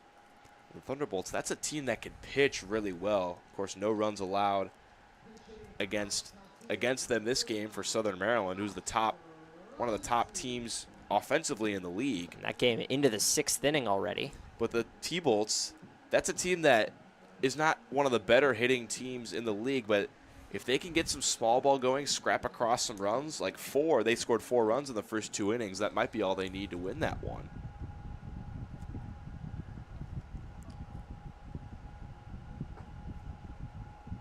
New hitter to tell you about off the bench to hit is Josh Skoronsky in place of Alex Peltier.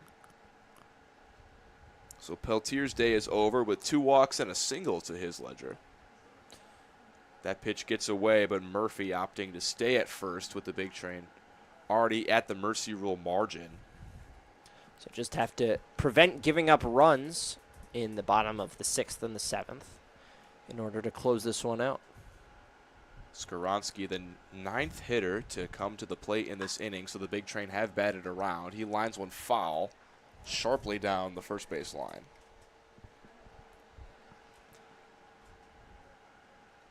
Josh Skoronsky played yesterday, went 0 for 4 with a walk.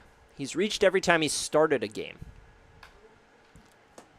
He powers one deep into the opposite field. Twisting and going back is Lavanga, but he makes the catch to end the inning, but not before 5 runs cross the Big Train. 6 outs away from a win. They lead at 12-0 as we go to the bottom of the 6th.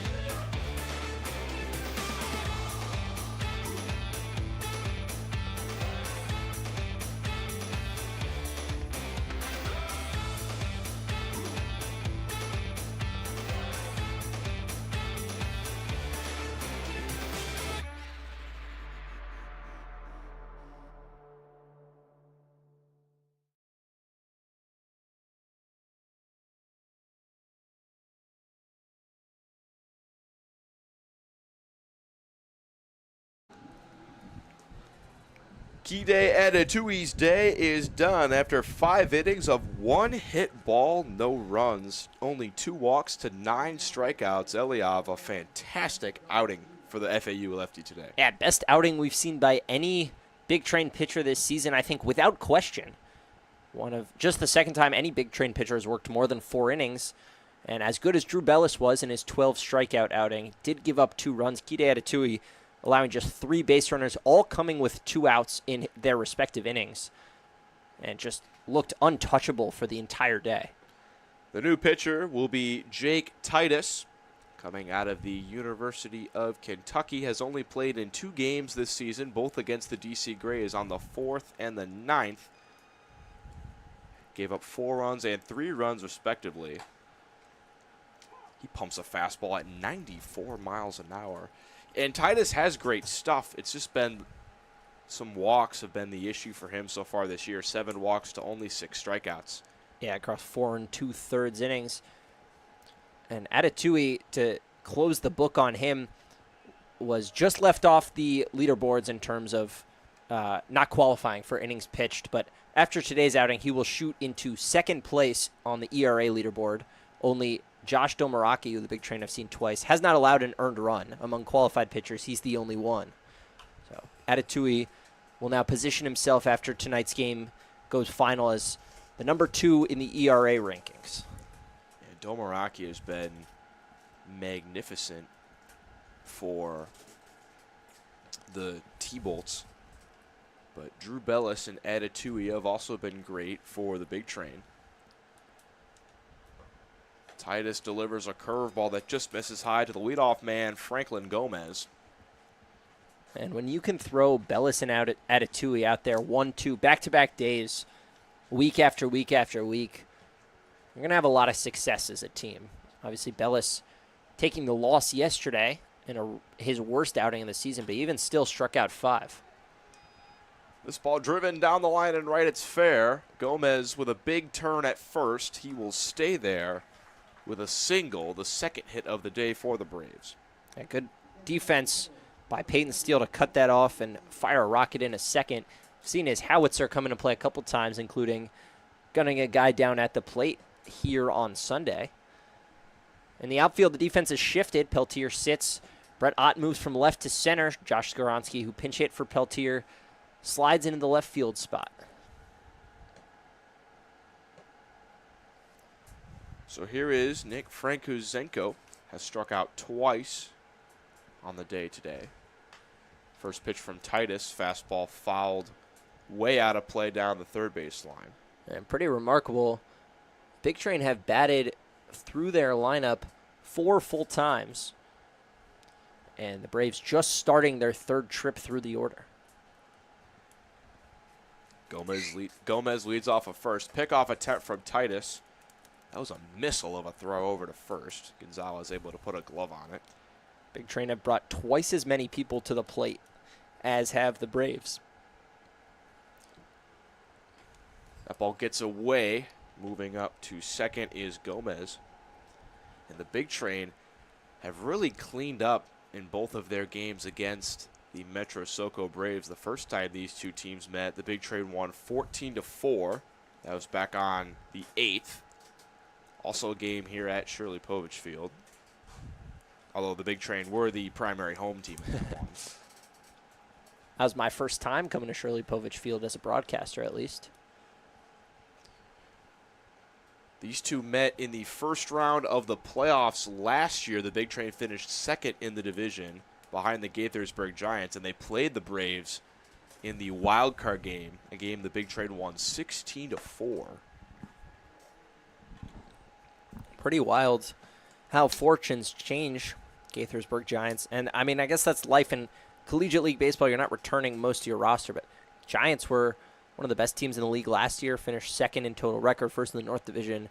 They sit at just 3-11, about to be 3-12 after tonight's embarrassing loss to Alexandria is done. And the SoCo Braves made the playoffs, albeit with a 16-20 record, and were handled by the Big Train, and now they sit at just 3-10, and likely soon to move to 3-11. And then on the flip side of that, you got Silver Spring, who only won 12 games last year, finished 12-24. They were last in the entire league. That ball gets away. Gomez is off from third. He will score after multiple pitches get to the backstop. The Braves on the board. It's now 12-1. And that's an important run because that, for the moment, wipes away the mercy rule. Obviously, the Big Train, with still an inning to play before that rule comes into effect, the Big Train could tack on more runs, but as of now, we're set to play 9. The point I was in the middle of making is that the T-Bolts are the opposite end of that. They only won 12 games last year. They've already won 8, and they currently have a 4-0 lead on the best team in the league. So, and they're tied with the Big Train at the top of the North Division. So they could. It's looking, at least so far, that it's going to be a battle between the Big Train and T-Bolts for who's going to win that division. No separation yet after 13 games, and if both these two hold on to their leads today, that would be the case. And they played some really enjoyable games, and to finish off the difference is Southern Maryland went just 16-20 last year. Did make the finals. They got hot late, but now they look like far and away the dominant team in this league.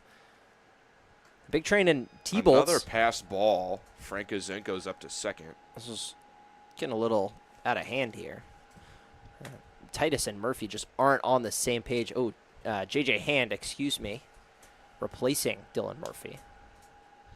But as I was saying, the Big Train and the T-Bolts have played some exciting games. A 3-1 win for the Big Train at Montgomery Blair Field, the home of the T-Bolts, all the way back on June 6th, and then a split doubleheader, a 8-5 Big Train win, and then a 7-5 T-Bolts win. These teams have been close early and often, already halfway done with their matchups for the season, and it's looking every bit like they are going to be the most entertaining series to watch in the North Division this year. And not to get ahead of ourselves, but there are 6 teams that make the playoffs in the Ripken League. The 2 division winners get a bye, and then the best non-division winner plays the worst non-division winner, and then the 2 others play each other in a 1-game wild card. This ball looped into shallow center. It will drop in front of Steele. He'll come with a throw to the plate that Gonzalez tried to jump and cut off. Second hit of the inning. Brinkman has a single. Franco Zenko's up to third.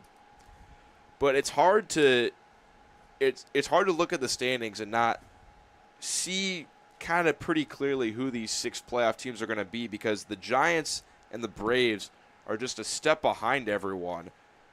The Giants sit 4 games behind the Crop Dusters, who are in third, and the Braves sit 3.5 games already behind the Aces. This ball chopped back to Titus. He will throw to first for the out.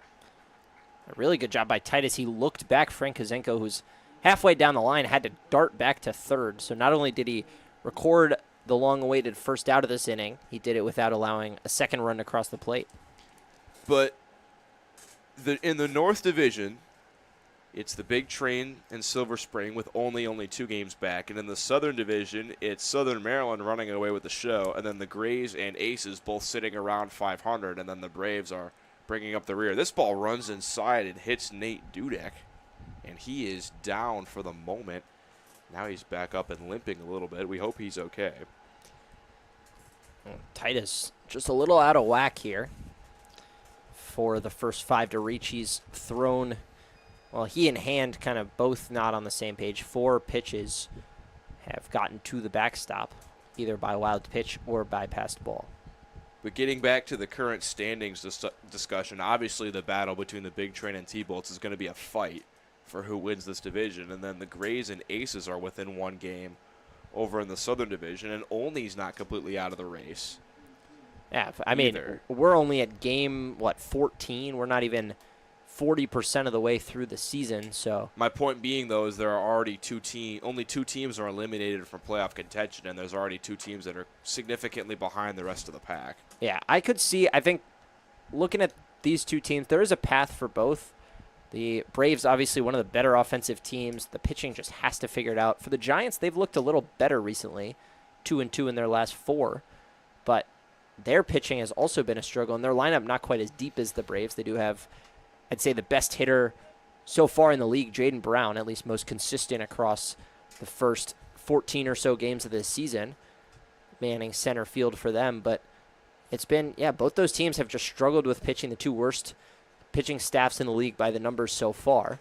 1-1 to Harrison Helton, an ugly swing on a beautiful dropping away slider from Titus.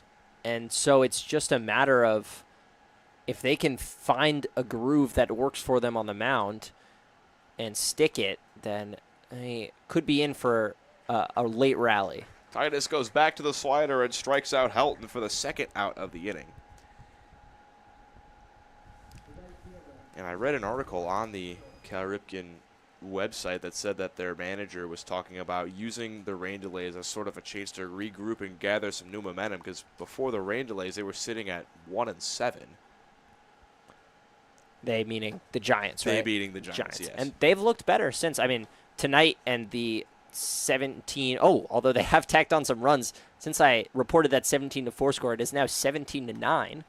This game turning into a shootout. Bottom of the 6th over in Alexandria. But other than tonight, they have looked a little bit better, and still obviously a long way to go in this season.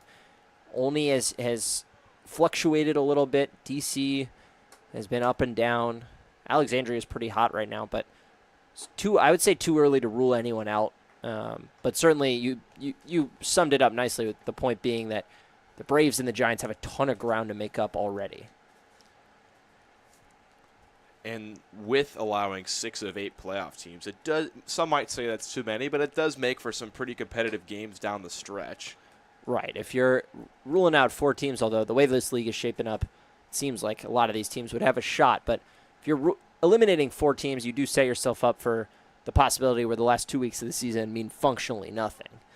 And obviously the Cal Ripken League does not want that to be the case, so they have allowed 6 teams out of 8 to make the playoffs. It does, though, result in a situation like last year where Southern Maryland, who finished 16-20, ended up making the Cal Ripken League final.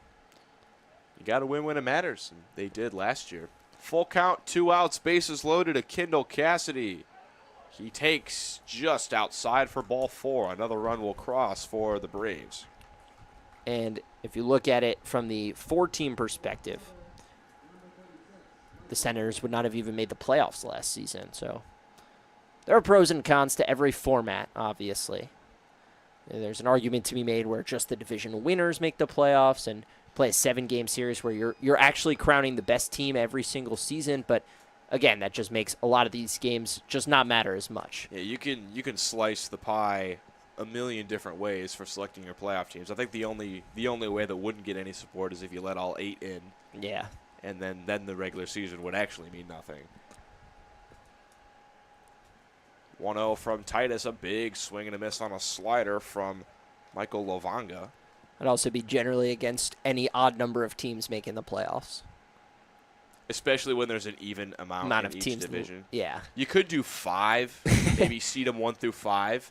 Because in the AL and NL for the MLB, they used to allow 5, and they had a 1-game wild card. But that was different because they had 3 division winners and then just 2 wild card teams playing. I'm one. saying you could do 5 if you wanted to do the 2 division winners and then the 3 best wild card. Yeah, and then have the two worst of those 3 play each other for 1 game. You could. Curveball in there for a strike. 2-2 the count on Lovanga. I'm kind of a nerd when it comes to bracket formatting. I am too, a little bit. 2-2. Titus 1 strike away from getting out of the 6th. He delivers high. The count again will run full. 2 runs already home in the inning, courtesy of a bases-loaded walk and a passed ball. The Big Trade still will be looking for their first shutout of the season. Full count payoff. Misses just high. That pitch broke a little too late. J.J. Hand tried his best to make a good frame out of it. But another run will cross. It's 12-3.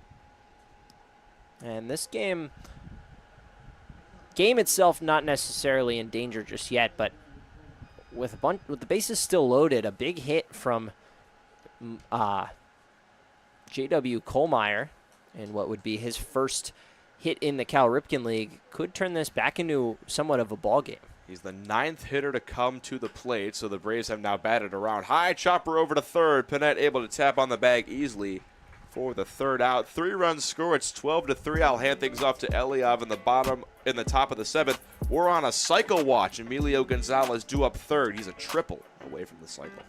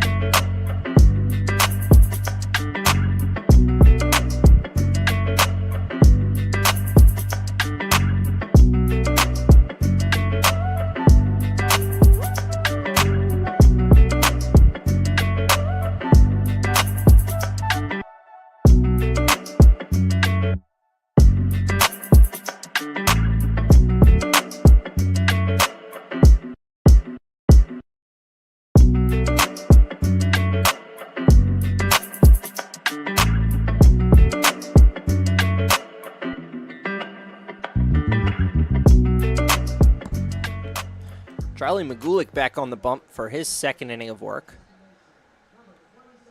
Brennan Wright, John Martinez, Emilio Gonzalez due up. Score now 12-3.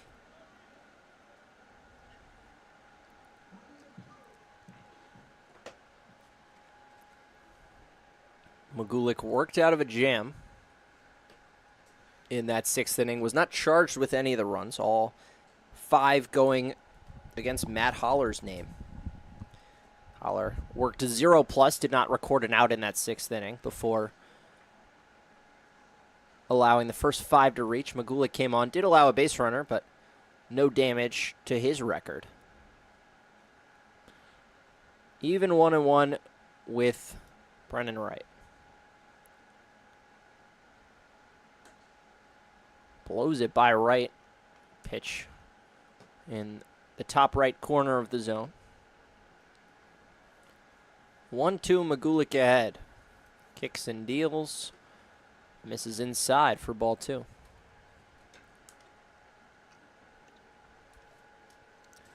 And if the big train can get those 3 runs back in the 7th and then put up a scoreless bottom half, they would win via mercy rule. They could also win in the 8th inning via the mercy rule. True. Just keeping you guys informed. So it's 12 after 7 or 12 after 8. Obviously. Well, 8 is after 7. Right. That is how the numbers work. Oh, and Brendan Wright rung up after he tosses one down. Not appreciating the lip there from Quincy, but you didn't appreciate the lip? First strikeout of the day for Charlie Magulik. Martinez now to the plate.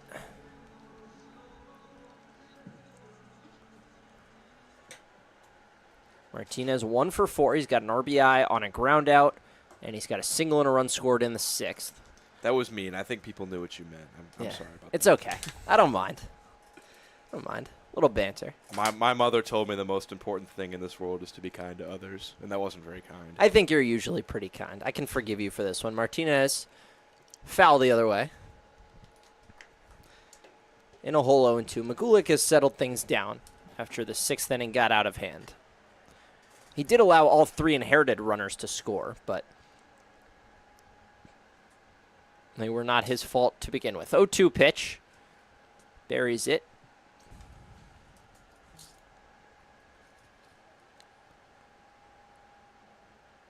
Martinez, last time he faced the Braves, went 1 for 3, drove in a pair of runs, walked, scored one of his own. Ball 2, misses outside.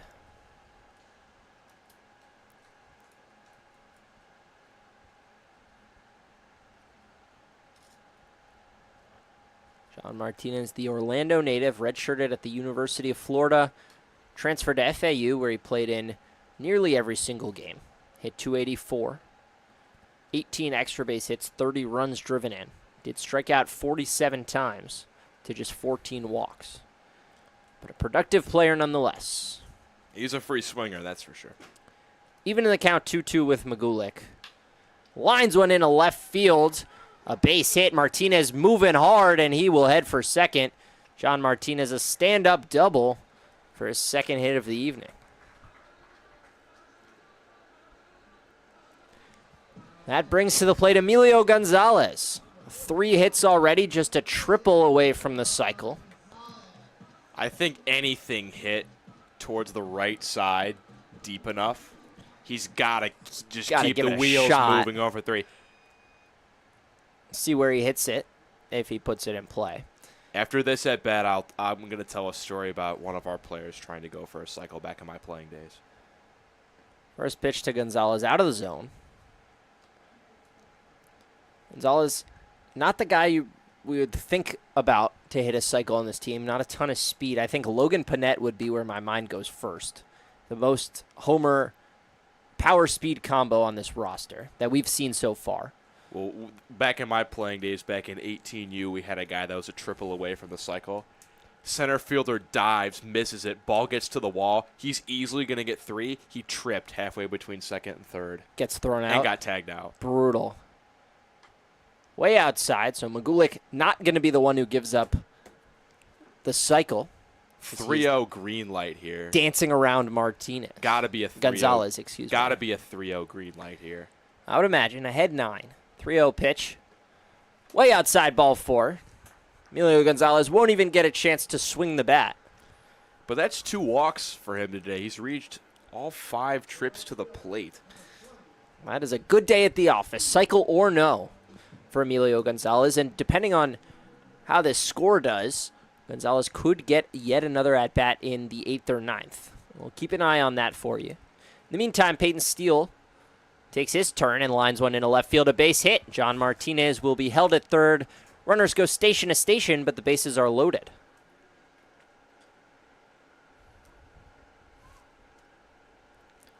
Yeah, some more first pitch attacking from Peyton Steele.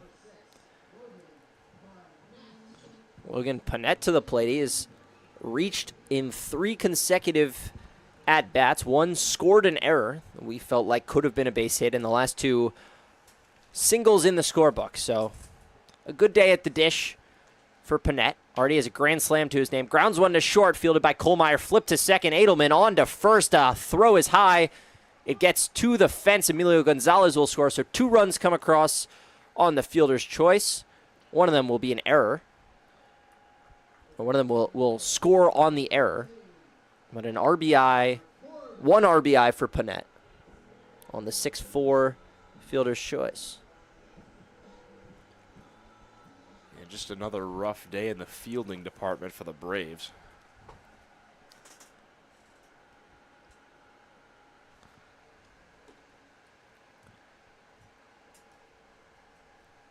Pitch in the dirt for ball 1. Parker Corbin to the plate for the 5th time today. He's got a walk and a sac fly. It's the positive points on his line card.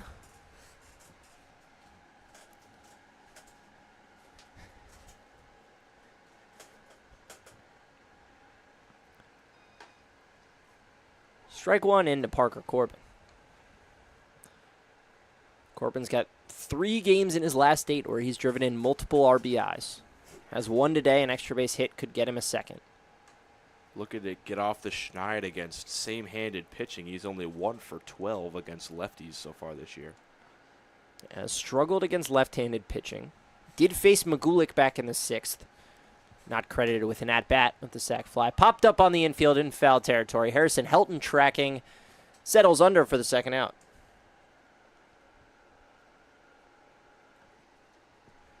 excuse me, the third out. Not locked in there. The fielder's choice was the second out after Brendan Wright went down swinging. So 3 outs in the inning. Big Train tack on 2. We'll play the bottom half of the 7th. It's 14-3.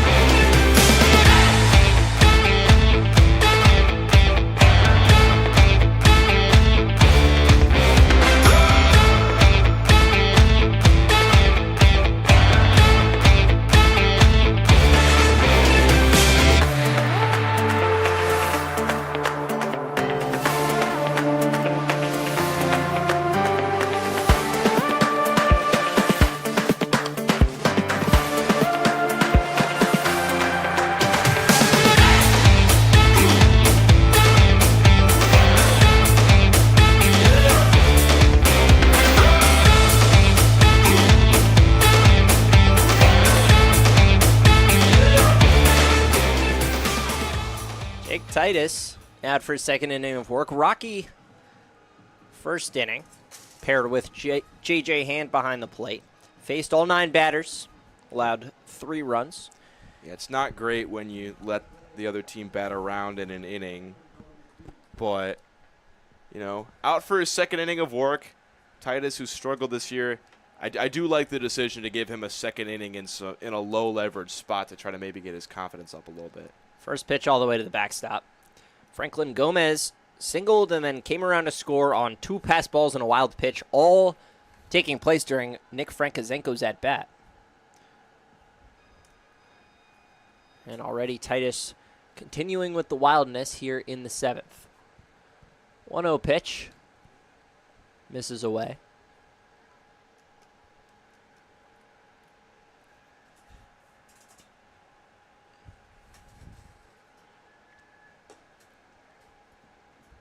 Titus in a deep hole, 3-0.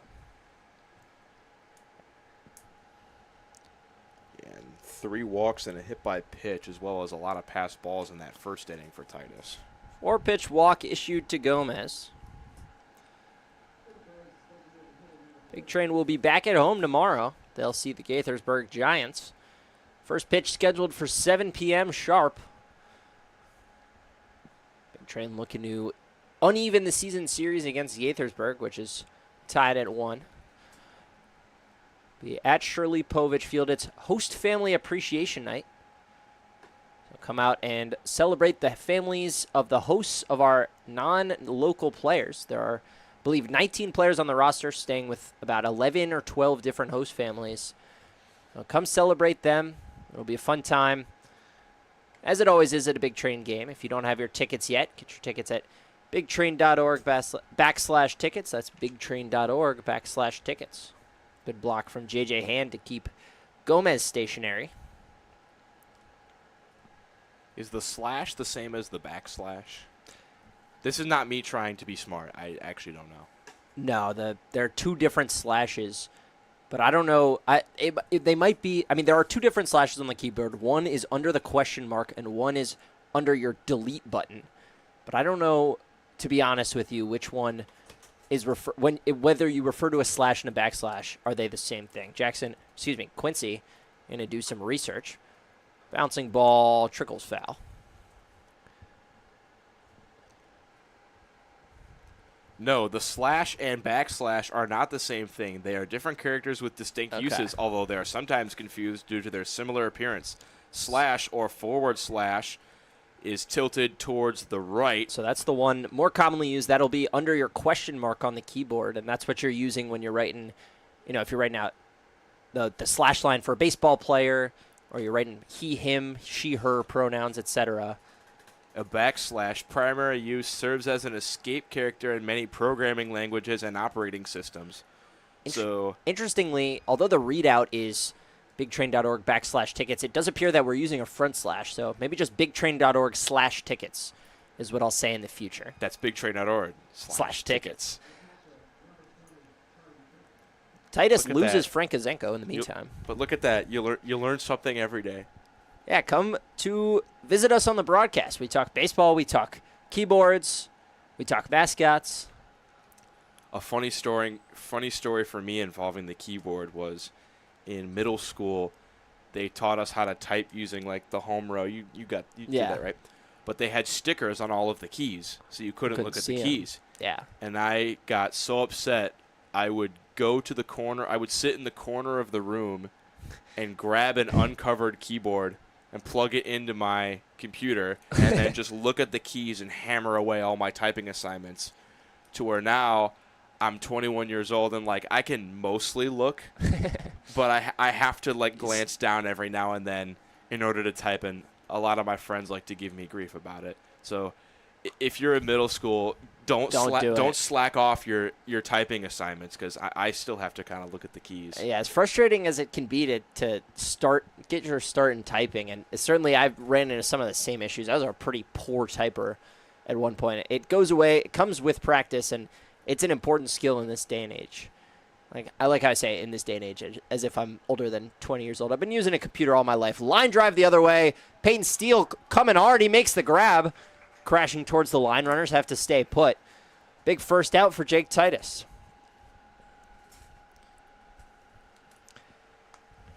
Yeah, that was really the only time I felt like I caused a lot of trouble in class. Even though cheating on your keyboard assignments. Even though our teacher was very unaware. Yeah. You feel guilty when you cheat. I only ever recorded 2 detentions in my middle school career, one for running in the halls and one for talking in class. I like to think I was pretty well behaved. Pretty good kid. I think I was about the same. Both of mine. 1 or 2 or 3, however many it was, all served at lunch. Never had to stay after school for detention. See, ours you had to come before school. Oh, it's even worse. I had to get to school at like 6 a.m. and do like an hour and a half before school started at 7:30. Ball goes to the backstop, just flew out of Titus's hand. That is, I think, the worst of the 3. That's by far the biggest punishment. Yeah, I don't know. I'd rather serve detention in the morning than after school, because, well, what if you got a baseball game after school, or what if you have stuff planned with your friends? You don't have anything planned at 6 a.m. when you're 12 years old. Fair point. I just hate waking up that early. My middle school didn't start till 8:45 a.m. So I would hate losing time with my friends more than losing 2 hours of sleep. That's understandable. I think my parents would be a lot more upset. Chat, let us know. Would you rather serve your detention before school or after school? Another ball to the backstop, but runners stay put. Ball ricocheted hard off the green stuff back there, the padding.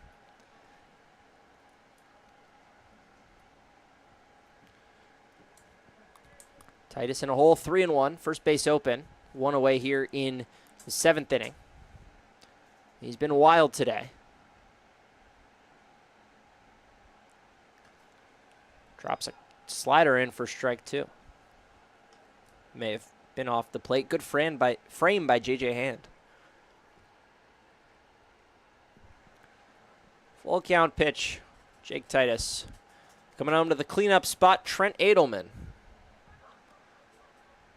Kicks, deals, and bounces it for ball 4. Titus has walked the bases loaded. And through 53 pitches, he's thrown 31 balls. That is more or less the opposite of what we saw from Kide Atatui, who was in and around the zone all night long. 9 strikeouts, just 1 walk. We'll get a Craig Lopez visit to the mound. And a call to the bullpen. He pointed down. It looks like he wants a righty. So that'll do it for Jake Titus. Disappointing outing for the tall, lanky right-hander.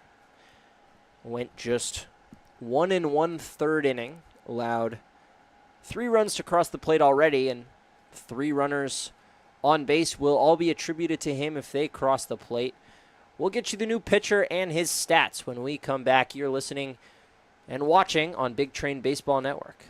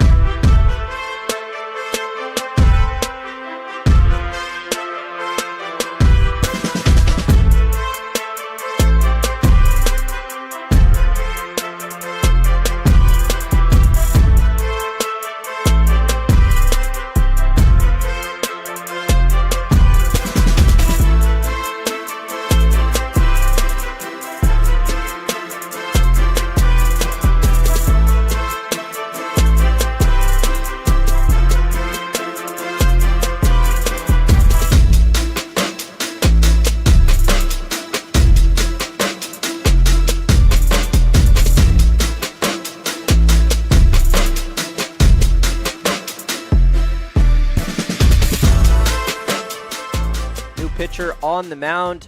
For the Big Train, it's Brandon Cassidy making his first appearance this season, but a Big Train vet. Pitched 2 seasons, making his 3rd season in the Bethesda green and black. In 2023, he was lights out. Pitched in 6 games, started all of them. 3-0 record, 0.64 ERA, 32 strikeouts. Last year, Quincy struggled a little more. Pitched in 5 games, 2 starts, 9 innings pitched, and 11 earned runs allowed for an 11 ERA. So it's been a tale of 2 seasons, hoping that this will be the tiebreaker in a good way. But a tough spot to make your first appearance. Big run cushion, but bases loaded. Yeah, it's weird to see someone go from a .64 ERA to an 11 ERA. You got to imagine he was dealing with some sort of injury. I don't know the full story on that, but in 2025 at George Mason, through 84 innings in 2025 at George Mason, a 3.32 ERA, so he was solid. Yeah, pitched 2 seasons prior to George Mason, at Christopher Newport University. And in 2024, before his difficult campaign with the Big Train, he was a all-state first-team member among the Virginia SIDs, the Sports Information Directors, who voted on that at the D3 level. So he's been mostly a very effective pitcher in his collegiate career. His 9 innings last year notwithstanding. Didn't walk anybody in that span, though, so just got hit hard. Behind in the count, 3-1. A walk would score a run. Cassidy listed at 5'11". Comes home in line sharply into right field. Peyton Steele cannot make the grab. It goes all the way to the wall. Steele couldn't glove it down. 1 run scores. 2 runs come in. On to third is Edelman. And Nate Dudek has himself a 2-run double. Yeah, his second hit of the day pushes across 2 more runs. So the Braves getting back the 2 runs they allowed in the top half. And they have 2 more waiting in the wings. This game's never over till the last man is out. Yeah, they give you 27 outs for a reason, and there's a reason baseball's a special sport. There's no clock, no timer. Got to get 27 outs one way or another. Pop fly right field, tough play. Peyton Steele, a long run, cannot get there. It drops foul. Yeah, he was close to maybe getting to that. I think if this is a 2-1 game, you maybe try to lay out for that one and make a dangerous catch up against the wall. That's one spot where I do agree with not selling out to catch a foul ball in a 14-5 game. Yeah, I don't mind that decision. I'm not trying to say that he's taking a play off or anything. I'm saying you got to put your body first sometimes. And that was a long run, too, just to get near that ball. Peyton Steele looks good. Line drive through the right side for a base hit. Around to score is Edelman. Dudek held up at third, so Cassidy allows back-to-back hits to start his night off. Score is now 14-6.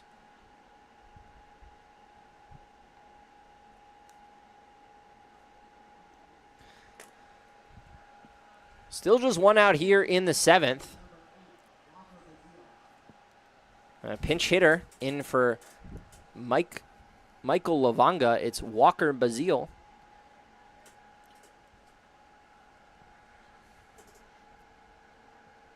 Bazile hitting just 1 hit on the season in 17 tries, hitting .059.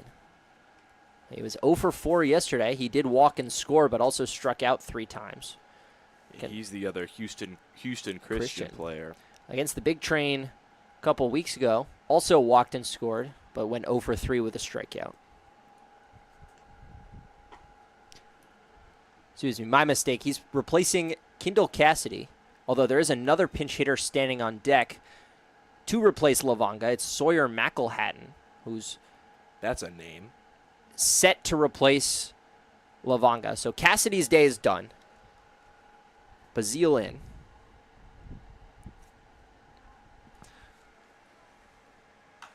Fly ball center field. Brett Ott in, and now Skaronski from left calls him off for out number 2. Runners tagging. It'll be Dudek sliding in safely at home. So sacrifice fly in the pinch hit appearance for Bazile. Score now 14-7.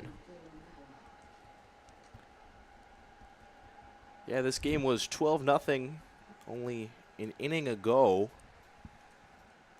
The Braves putting up a respectable fight. They are a very strong hitting team. You knew you weren't going to keep them down for long. Kide added 2, he was able to do so. 9 strikeouts through 5 innings, 1 hit. But they've attacked these big train relievers, and there's a non-zero chance that they do come back and make this game really interesting. Yeah, quick appeal over to third in case Dudek left early. Home plate umpire rules he did not. So stepping into bat for the first time today is Sawyer McElhatton. Sawyer, 6 appearances, just 8 at-bats this season. 11 plate appearances total. He is hitting .125. He's 1 for 8. He has scored 1 time. He's walked twice. He's struck out 5 times. Cassidy had 0-1. Nods the head a couple times. And lands a curveball for strike 2.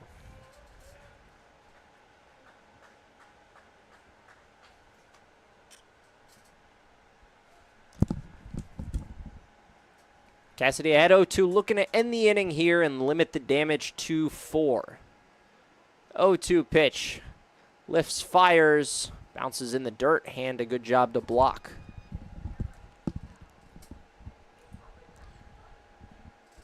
You know, 1 strike away from getting out of this inning and letting the big train bats go back to work. They've scored an all-inning, every inning except the second, and multiple runs the last 4 innings.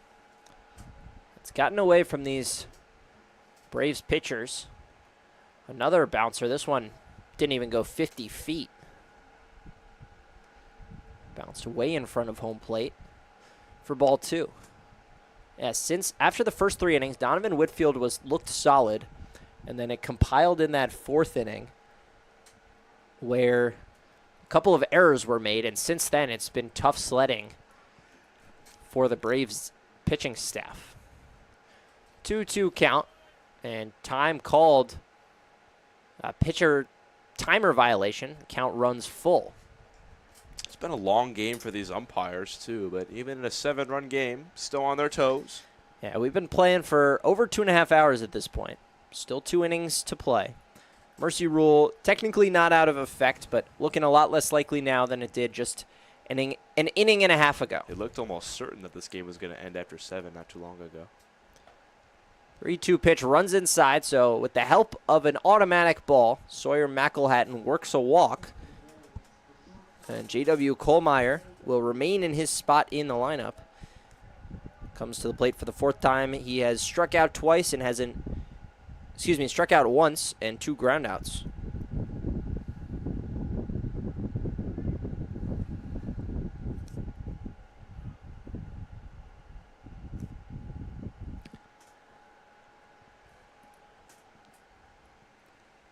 Cassidy remains looking for that 3rd out. Check swing from Kohlmeyer, and he offered.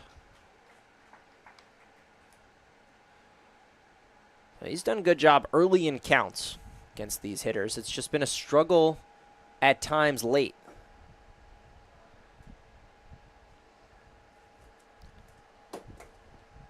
Oh, 1 pitch. Outside.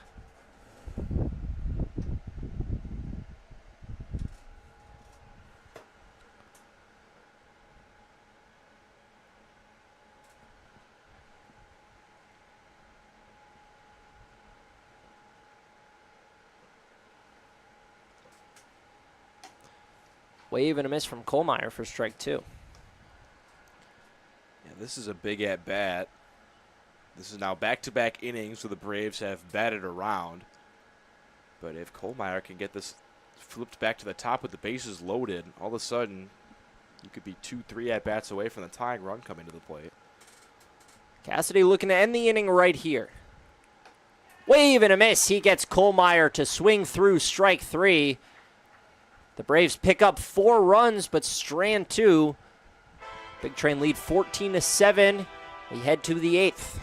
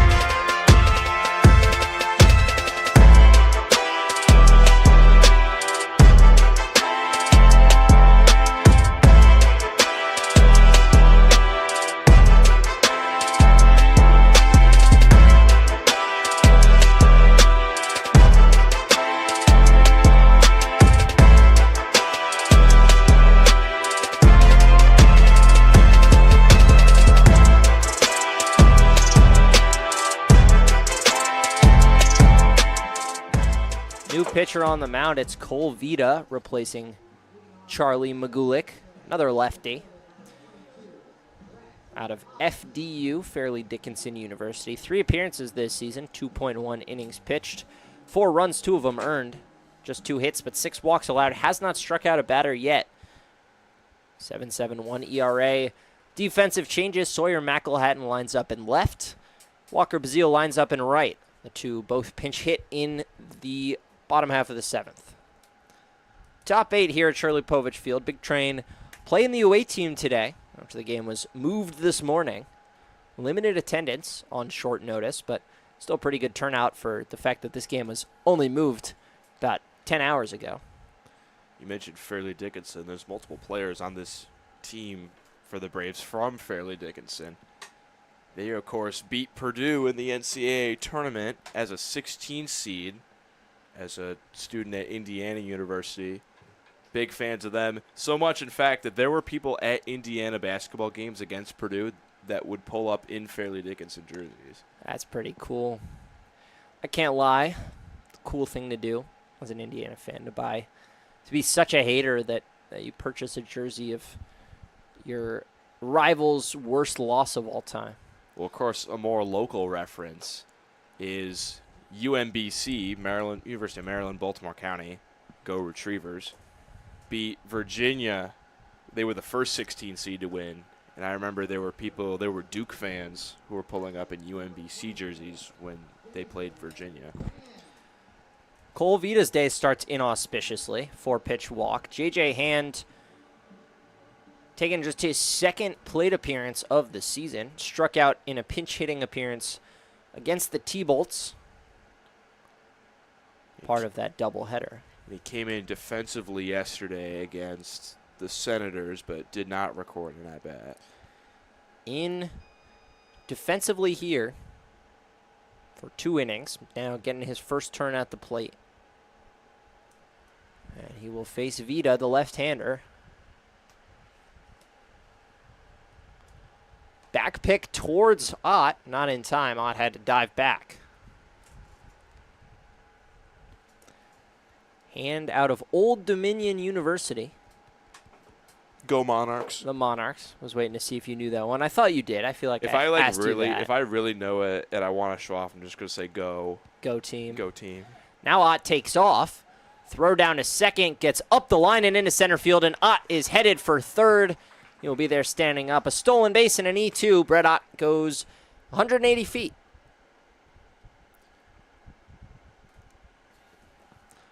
Have yourself a day, Brett Ott. 2 hits and a walk, coming off the heels of a 3-hit day yesterday. Well, Brett Ott's bat's starting to get hot. Matthew Wesley, who's not in the lineup today, his bat has gotten hot. So these outfielders fighting for playing time. I talked about it a little bit with Jackson on my last broadcast, how there's just not a lot of room out there at this point. There's only 3 outfield spots. Alex Peltier plays every day. Yeah, he's got to be an everyday starter. I think Steele, a lot of the time, is an everyday starter or is playing well enough to be. Yeah, Steele got the off day. I believe yesterday. Yesterday he did not play. Did not play, but has played in almost every game since arriving late this season from Alabama. But then you got, like you said, yesterday his first day off. So if you think those two are most games going to be starting, you got Wesley, you got Ott, you got Skoronsky. There's only one outfield spot. Who are all three of them are solid. Right. And so the DH spot often used on one of them, although sometimes goes to Parker Corbin. J.J. Hand reaches base for the first time this season, takes ball 4. Yeah, and Sal Colangelo tried to get creative in the second game of that doubleheader against Silver Spring. He put Wesley at first base. Which he's done. He did that once earlier in the season, but that was just the second time. But then again, that's getting Gonzalez's bat out of the lineup, and he might be your hottest hitter right now. Yeah, like we've been mentioning, a triple away from the cycle. There's just, with so many good bats in this lineup, it's tough to find playing time every day. Line drive from Skoronsky, caught by Edelman at second. Didn't quite get enough lift on it because that ball was hit pretty hard. That was a middle pitch. Yeah, Skoronsky is a guy who I feel like has just been unlucky so far this year. This is a guy with 13 home runs this past year at Winthrop. And I feel like everything he hits is hard, but the numbers just haven't really been converting. Like right there, that was just a hammering line drive right at Edelman. I feel like he might be one good game away from Really breaking out. Like I think he's been playing better, I think, than his numbers say. Well, we thought he might have had a chance to break out after a pretty good day. He's had a couple of pretty good days lately. This ball golfed into the gap. Brennan Wright's got extra bases. J.J. Hand went back to tag, so Wright is right on the heels of Hand. Brett Ott scores easily. Wright has to hold at second to allow J.J. Hand to advance to third. An RBI double for Brennan Wright. That is just his second extra base hit of the season and extends the lead to 15-7. Yeah, that's probably 3 bases if Hand is off and running as soon as that ball's hit. Had to wait to see if it was going to be caught, which is understandable. But Brennan Wright, 3 hits yesterday, now 2 today. Big Train doing a little bit of stat padding here, up quite a few runs, but ultimately all your stats are going to be looked at no matter when they come. And with the way these Braves bats have performed in the last 2 innings, I wouldn't even necessarily say stat padding. I'd call it more insurance. If the Braves are able to tack on another 3-spot, 4-spot, that could make it interesting. John Martinez wave and a miss for strike 1. And going way back to the Open, we talked about how the Big Train struggled yesterday with 2 runs on 12 hits. Well, they've only had 2 more hits so far today. They have 14 hits, but 15 runs as opposed to 2. Well, walking a lot more frequently in this game, but also coming up with the big hit with guys in scoring position. They have stranded in this game just 9. A huge improvement over yesterday's 14. 1-1 line sharply. This one is caught at shortstop by Kohlmeyer, so a couple of hard hit outs by Big Train hitters on line drives in the infield. And we will get another chance on cycle watch for Emilio Gonzalez, who steps to the plate for the 6th time today. He's got a single, a double, and a home run. Sits a triple shy of the cycle. He's been on base every time he's come to the plate. 3 for 3, a pair of walks. He's scored 3 times. His only RBI, the home run. Both runners on second and third. A base hit would add 2. See if he gets a pitch in the strike zone. Walked on 4 pitches last time. And another ball way outside. Emilio Gonzalez just likely chomping at the bit to get even a chance to hit a triple here. Huge gap in right center field. That looks to be his best alley at the moment, with Bazile shaded towards the line. 1-0 pitch in there for a strike right at the bottom of the zone.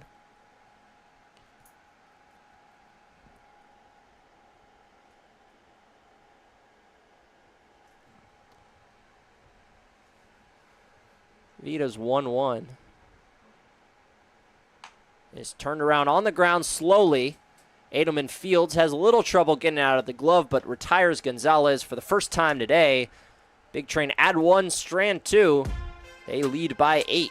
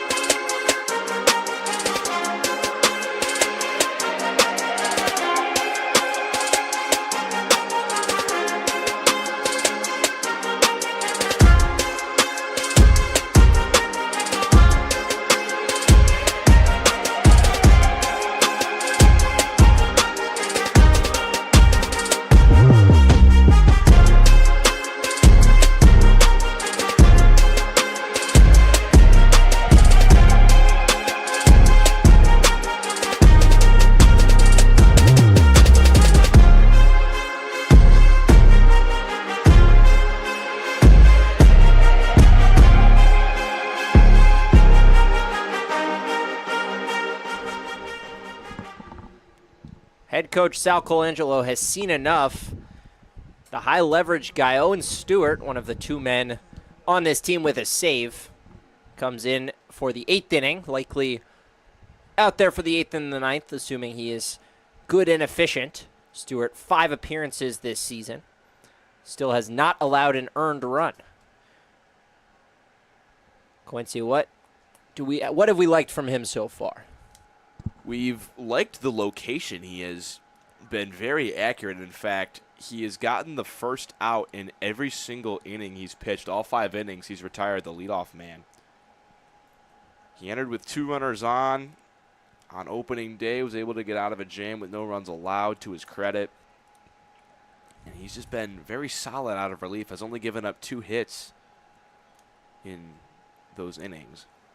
He's been used in high leverage. He's been used in medium leverage. This ball lined sharply to right field. Peyton Steele closing, can't get there.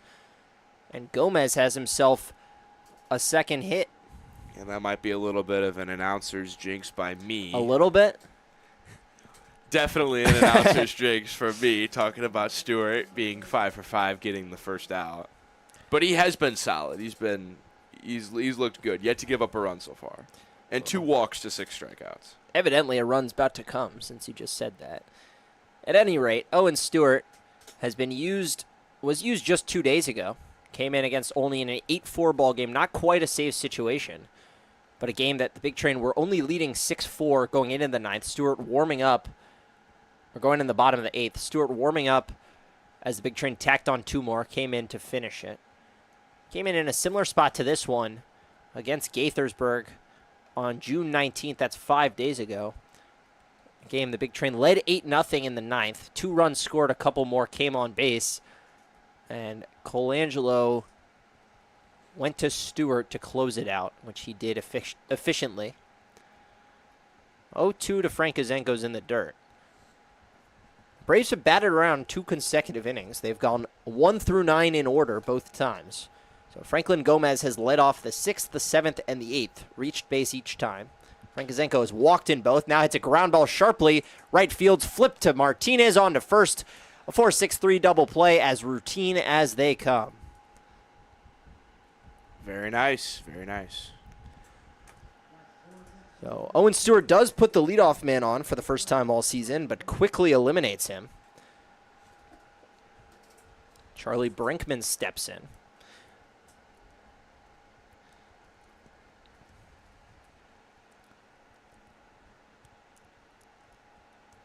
Stewart comes home with a strike on the first pitch. He has been in the zone all season long, standing at 6'3" and rocking a bright green, almost sea-colored glove. Ground ball, third base. 1 hop to Panette. He drops it, now picks it up and throws on the run. Not in time. Logan Panette had trouble with the ball, and his throw was just a hair late. That's Charlie Brinkman busting it out of the box while down 8. He's able to beat out the E5. Trent Edelman steps to the dish. Edelman has walked twice today, still seeking his first hit. Had 3 hit in yesterday's game, and 2 hits the last time these two teams met. First pitch from Stewart, outside corner, strike 1.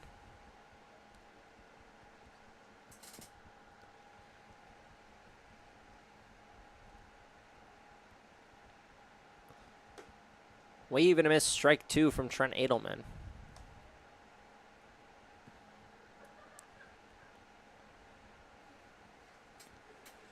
Oh, 2 outs here in the 8th. Stewart looking to post a 0. Kicks and deals and fools Edelman with the off speed. Allows 2 base runners, eliminates 1 via the double play, strikes out Edelman. We go to the 9th. Big Train still lead 15-7.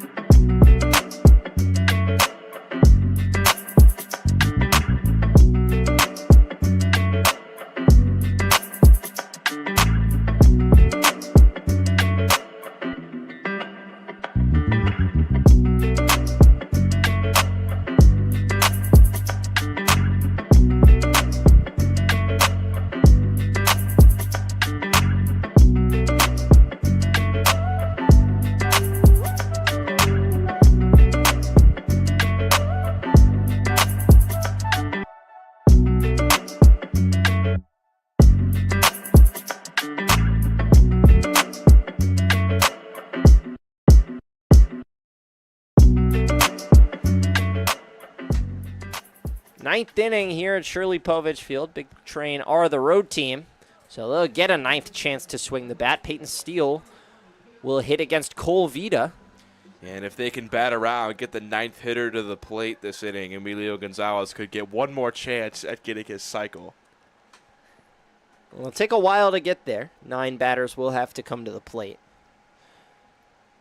Peyton Steele looking to lead off this inning by getting on base. He struck out the first 3 times he came to the plate, but singles in back-to-back at-bats in the 6th and 7th. Wave and a miss, strike 1.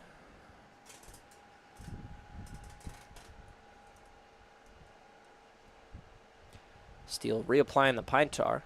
Didn't like the handle he had on his bat. He's had back-to-back singles to the opposite field, ambushing some early count fastballs. 1-1. Steele ground ball sharply up the middle for a base hit. So Peyton Steele, a 3-hit day after starting his day with 3 strikeouts. Yeah, this has almost been the tale of 2 games for Peyton Steele. He's turned it right around. 3 straight strikeouts and then 3 straight singles, able to salvage a pretty terrific game out of this one. Yeah, I mean, up and down the lineup, Big Train players have had very good games, and Peyton Steele, after he struck out in the 5th, was pretty upset with himself. At that point, the Big Train led 6-0 when he struck out in the 5th. Since then, they've tacked on 9 runs, and he has been part of it, has a 2 RBI single. And every spot in the lineup, too, has gotten on base multiple times except for Parker Corbin. Line drive, extra bases for Logan Panette. His 3rd double. Peyton Steele holds at 3rd as that ball rattled into the corner before being tracked down by Sawyer McElhatton. There will be 2 runners in scoring position with nobody out here in the 9th. And like I said, Corbin, the only guy not to reach multiple times in this game, but everyone has really just been crushing the ball this game. 15 runs. Of course, the most of the Big Train have scored in a game was 21. That was back when they played the Grays on the road for the first time. That was on the 9th. But they could score 7 in this inning and break that. Who knows? Alexandria threatening that Big Train 21 number, which stands as the high water mark among Cal Ripken League teams this season. The score at Frank Mann Field is 20-10 Aces over the Giants. Parker Corbin watches ball 2. That game in the 8th inning, and I'm not sure if Alexandria is... And that game looks like it's over. Top half of the 9th just ended. Alexandria will not bat in the bottom half of the 9th. That's kind of been Gaithersburg's season in a vacuum. They've been a terrific hitting team. They have some really good hitters on that squad, but much like the Braves, the pitching just hasn't been up to the task. You scored 10 runs, and you almost get mercy ruled. And looking at this box score, pretty unbelievable to report to you guys. The Aces scored 15 runs in the 2nd inning of that game. They led 17-2 after 2 innings. And then the Gaithersburg made it a game. They got it all the way down to 17-9. Corbin flies one into left. That's going to be a tough play. Dropping, just foul by a foot. Corbin nearly had a couple of RBIs. And unbelievable. And if you're curious, go on to the Cal Ripken League website or the Point Streak website. You can check out the box score or the play-by-play. I'm certainly going to do that after this game because a 15-run 2nd inning is pretty unbelievable.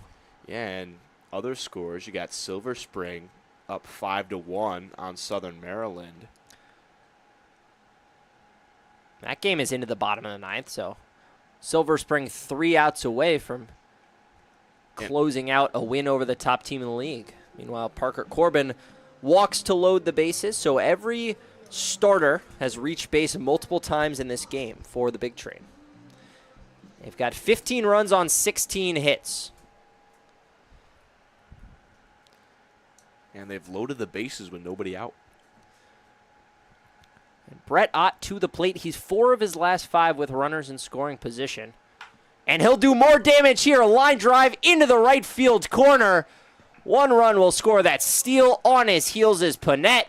Rounding 3rd and holding there is Corbin. Another 2 RBI double for Brett Ott. He picks up his 3rd and 4th runs batted in of this game. Yeah, and we mentioned how this is a very competitive outfield for the Big Train to try to get playing time. Well, Brett Ott is making a case to be an everyday starter. The Sacramento State product just crushing the ball, especially in these last 2 games. Have yourself a day, big fella. Oh, Brett Ott now 3 for 3 today with guys in scoring position.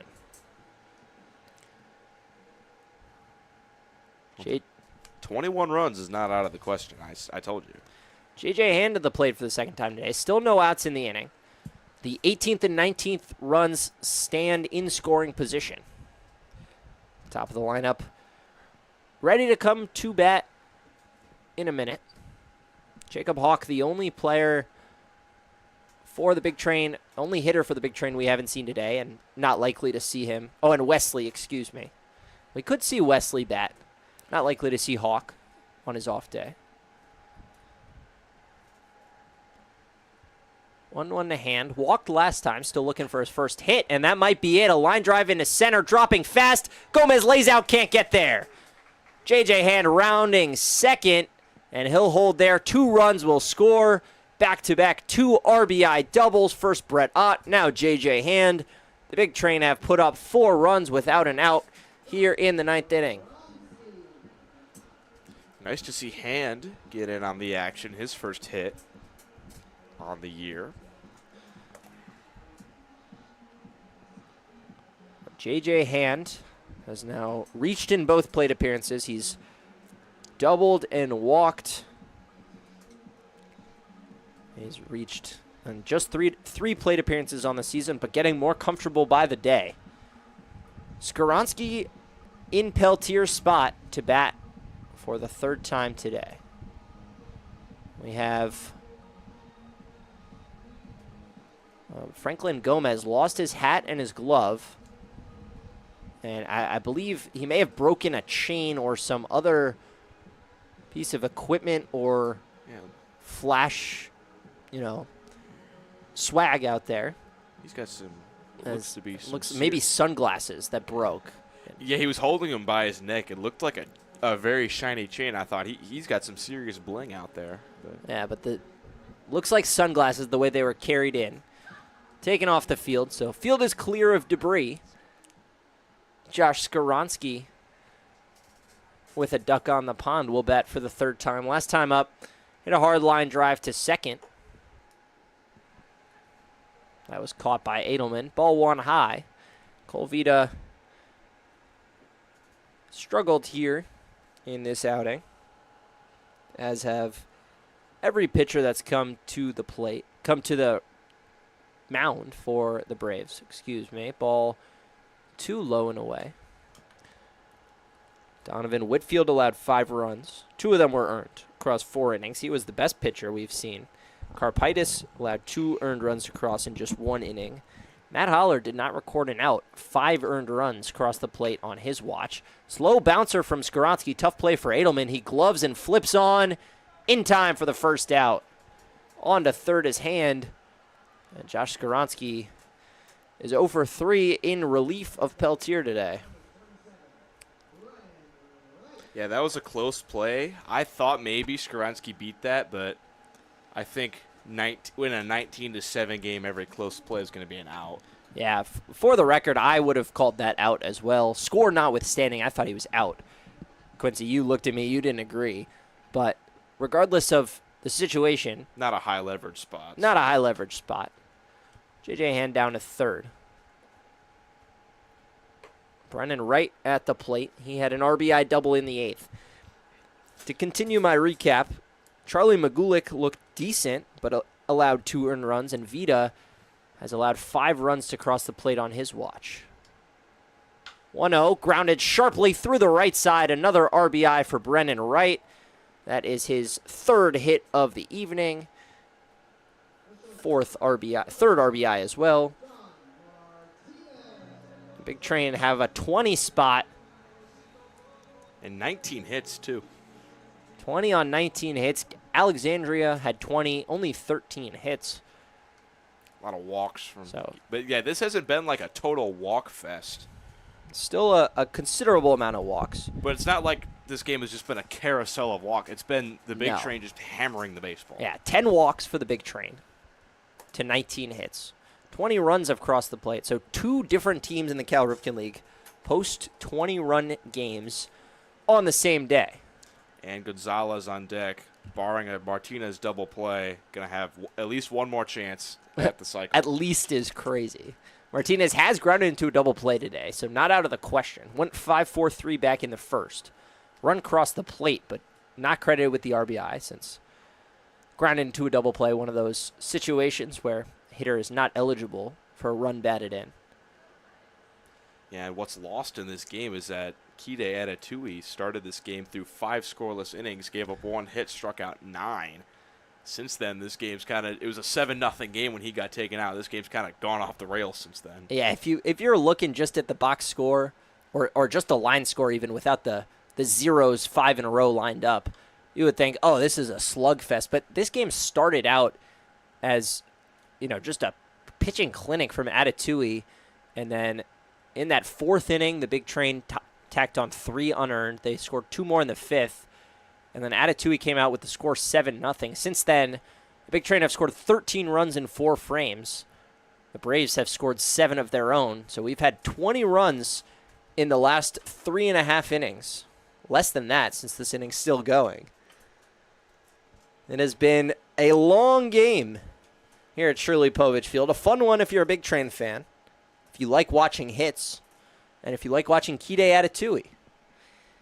Yeah, a pretty sparse crowd today with this home game being on short notice, but I'm sure they've had fun watching the Big Train just hammer the ball all night long. Line drive sharply at shortstop. Caught over there by J.W. Kohlmeyer. That's the 2nd straight at-bat where Martinez has lined out to short.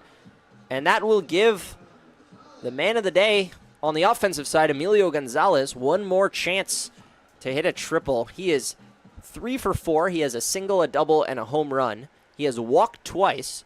He will be making his 7th trip to the plate. And the Big Train have batted around. He pops it up on the infield. Right around the foul line. Helton takes charge. And the Big Train are done at the plate, but not before they tack on 5 to make it a 20-7 ball game. 3 more outs required of Owen Stewart. We'll check him out after the break.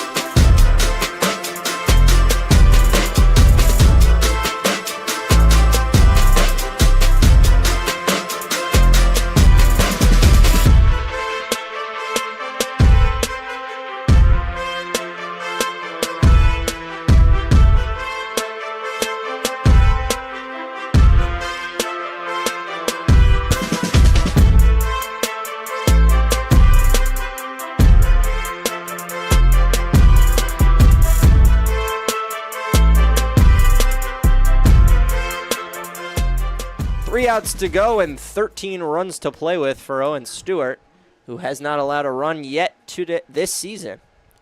Not a safe situation. Didn't say that again. Nate Dudek, Harrison Helton, Walker Bazile due up. Although if you do pitch the last 3 innings of a game, no matter the score, you do get the save.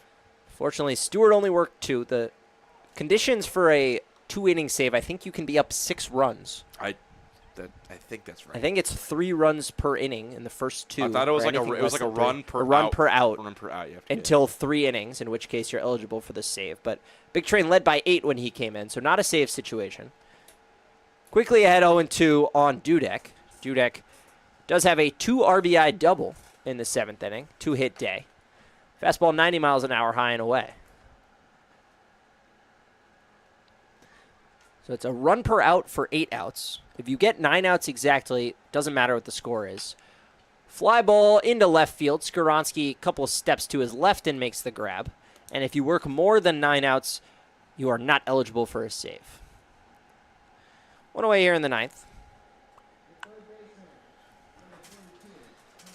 That's kind of crazy. 8 outs, it must be 8 runs. 9 outs, it could be any number of runs. And 10 outs, doesn't matter. Doesn't matter.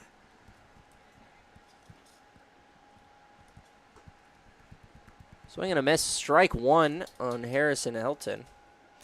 The third baseman has an RBI single and a walk. He struck out once and grounded into a fielder's choice at short.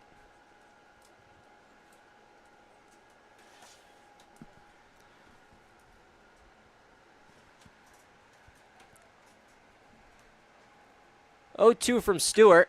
Ground ball up the middle, base hit. Harrison Helton has himself a 2-hit day. He's reached base 3 times.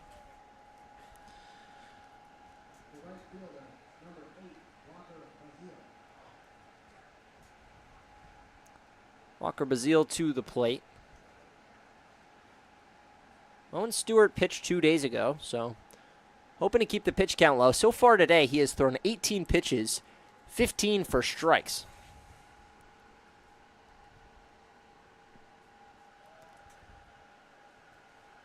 Throws his 4th ball across 6 batters to Walker Bazile.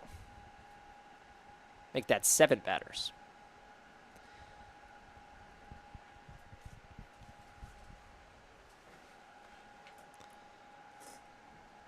1-0 delivery, bends in a curveball for strike 1.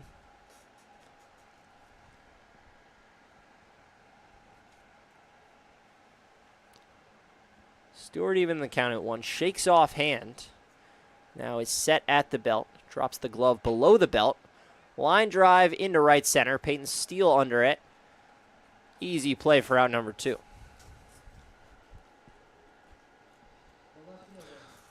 Sawyer McElhatton, last hopes for the Braves, down 13.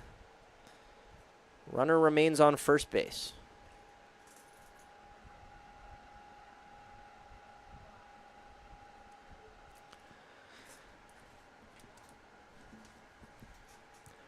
Owen Stewart looking to shut the door.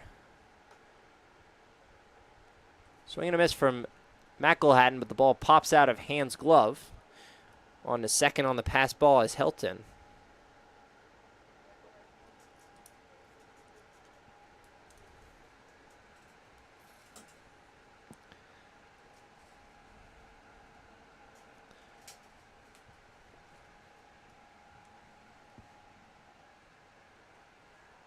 Oh, 1. McElhatton waving at air.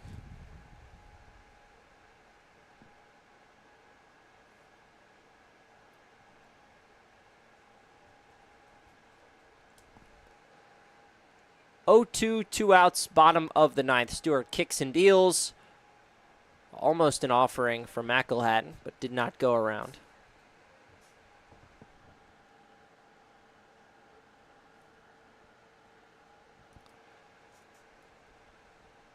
Stewart 1 pitch away. The delivery, strike 3. Sawyer McElhatton goes down swinging. The big train shut the door. Final score 20-7. Owen Stewart works 2 scoreless to close it out. Your line score, Big Train 20 runs on 19 hits, 2 errors, 11 left on as the road team. The Braves playing the hosts at Shirley Povich Field, 7 runs, 7 hits. They made 4 errors and stranded 10. Quincy, it was Kide Atatui, 5 innings of 1-hit ball, and it was all offense from there. Any final thoughts? Just a complete game, barring some pretty bad pitching in the 6th and 7th where they scored 7 runs. Pretty low leverage spot, hard to complain. Big Train 20-7. A win they needed because Silver Spring did take down the Southern Maryland Senators by a 5-1 final, so those two tied at the top of the division at 9-5. That's just something you got to keep an eye on for the rest of this year. I think it's going to be a really big fight between those two. Kide Atatui, your winning pitcher, 5 innings, 1 hit, 1 walk. 1 hit, 2 walks. No runs across the plate. Struck out 9, a season high for him. He moves to 2-0 in the win column. On the other side, Donovan Whitfield takes the loss. 4 innings, 3 hits, 5 runs, just 2 of them earned. Walked 4, struck out 3. The Big Train back in the win column following a loss yesterday. They move to 9-5 and remain in a deadlock atop the North Division. Tomorrow night, they will take on the Gaithersburg Giants at the cellar of the North Division. First pitch will be 7 p.m. Quincy and I will be on the call again. Jackson getting 2 consecutive days off. He's earned them. From this broadcast. He has earned them. He's earned them. That guy's a stud. Easily the hardest worker of the 3 of us. At any rate, Big Train win 20-7 in the impromptu home game. That'll do it for Quincy Bell, Gibson Hurt, and everyone else who makes this product work. I'm Eliot Brooks Rubin. Thanks for watching.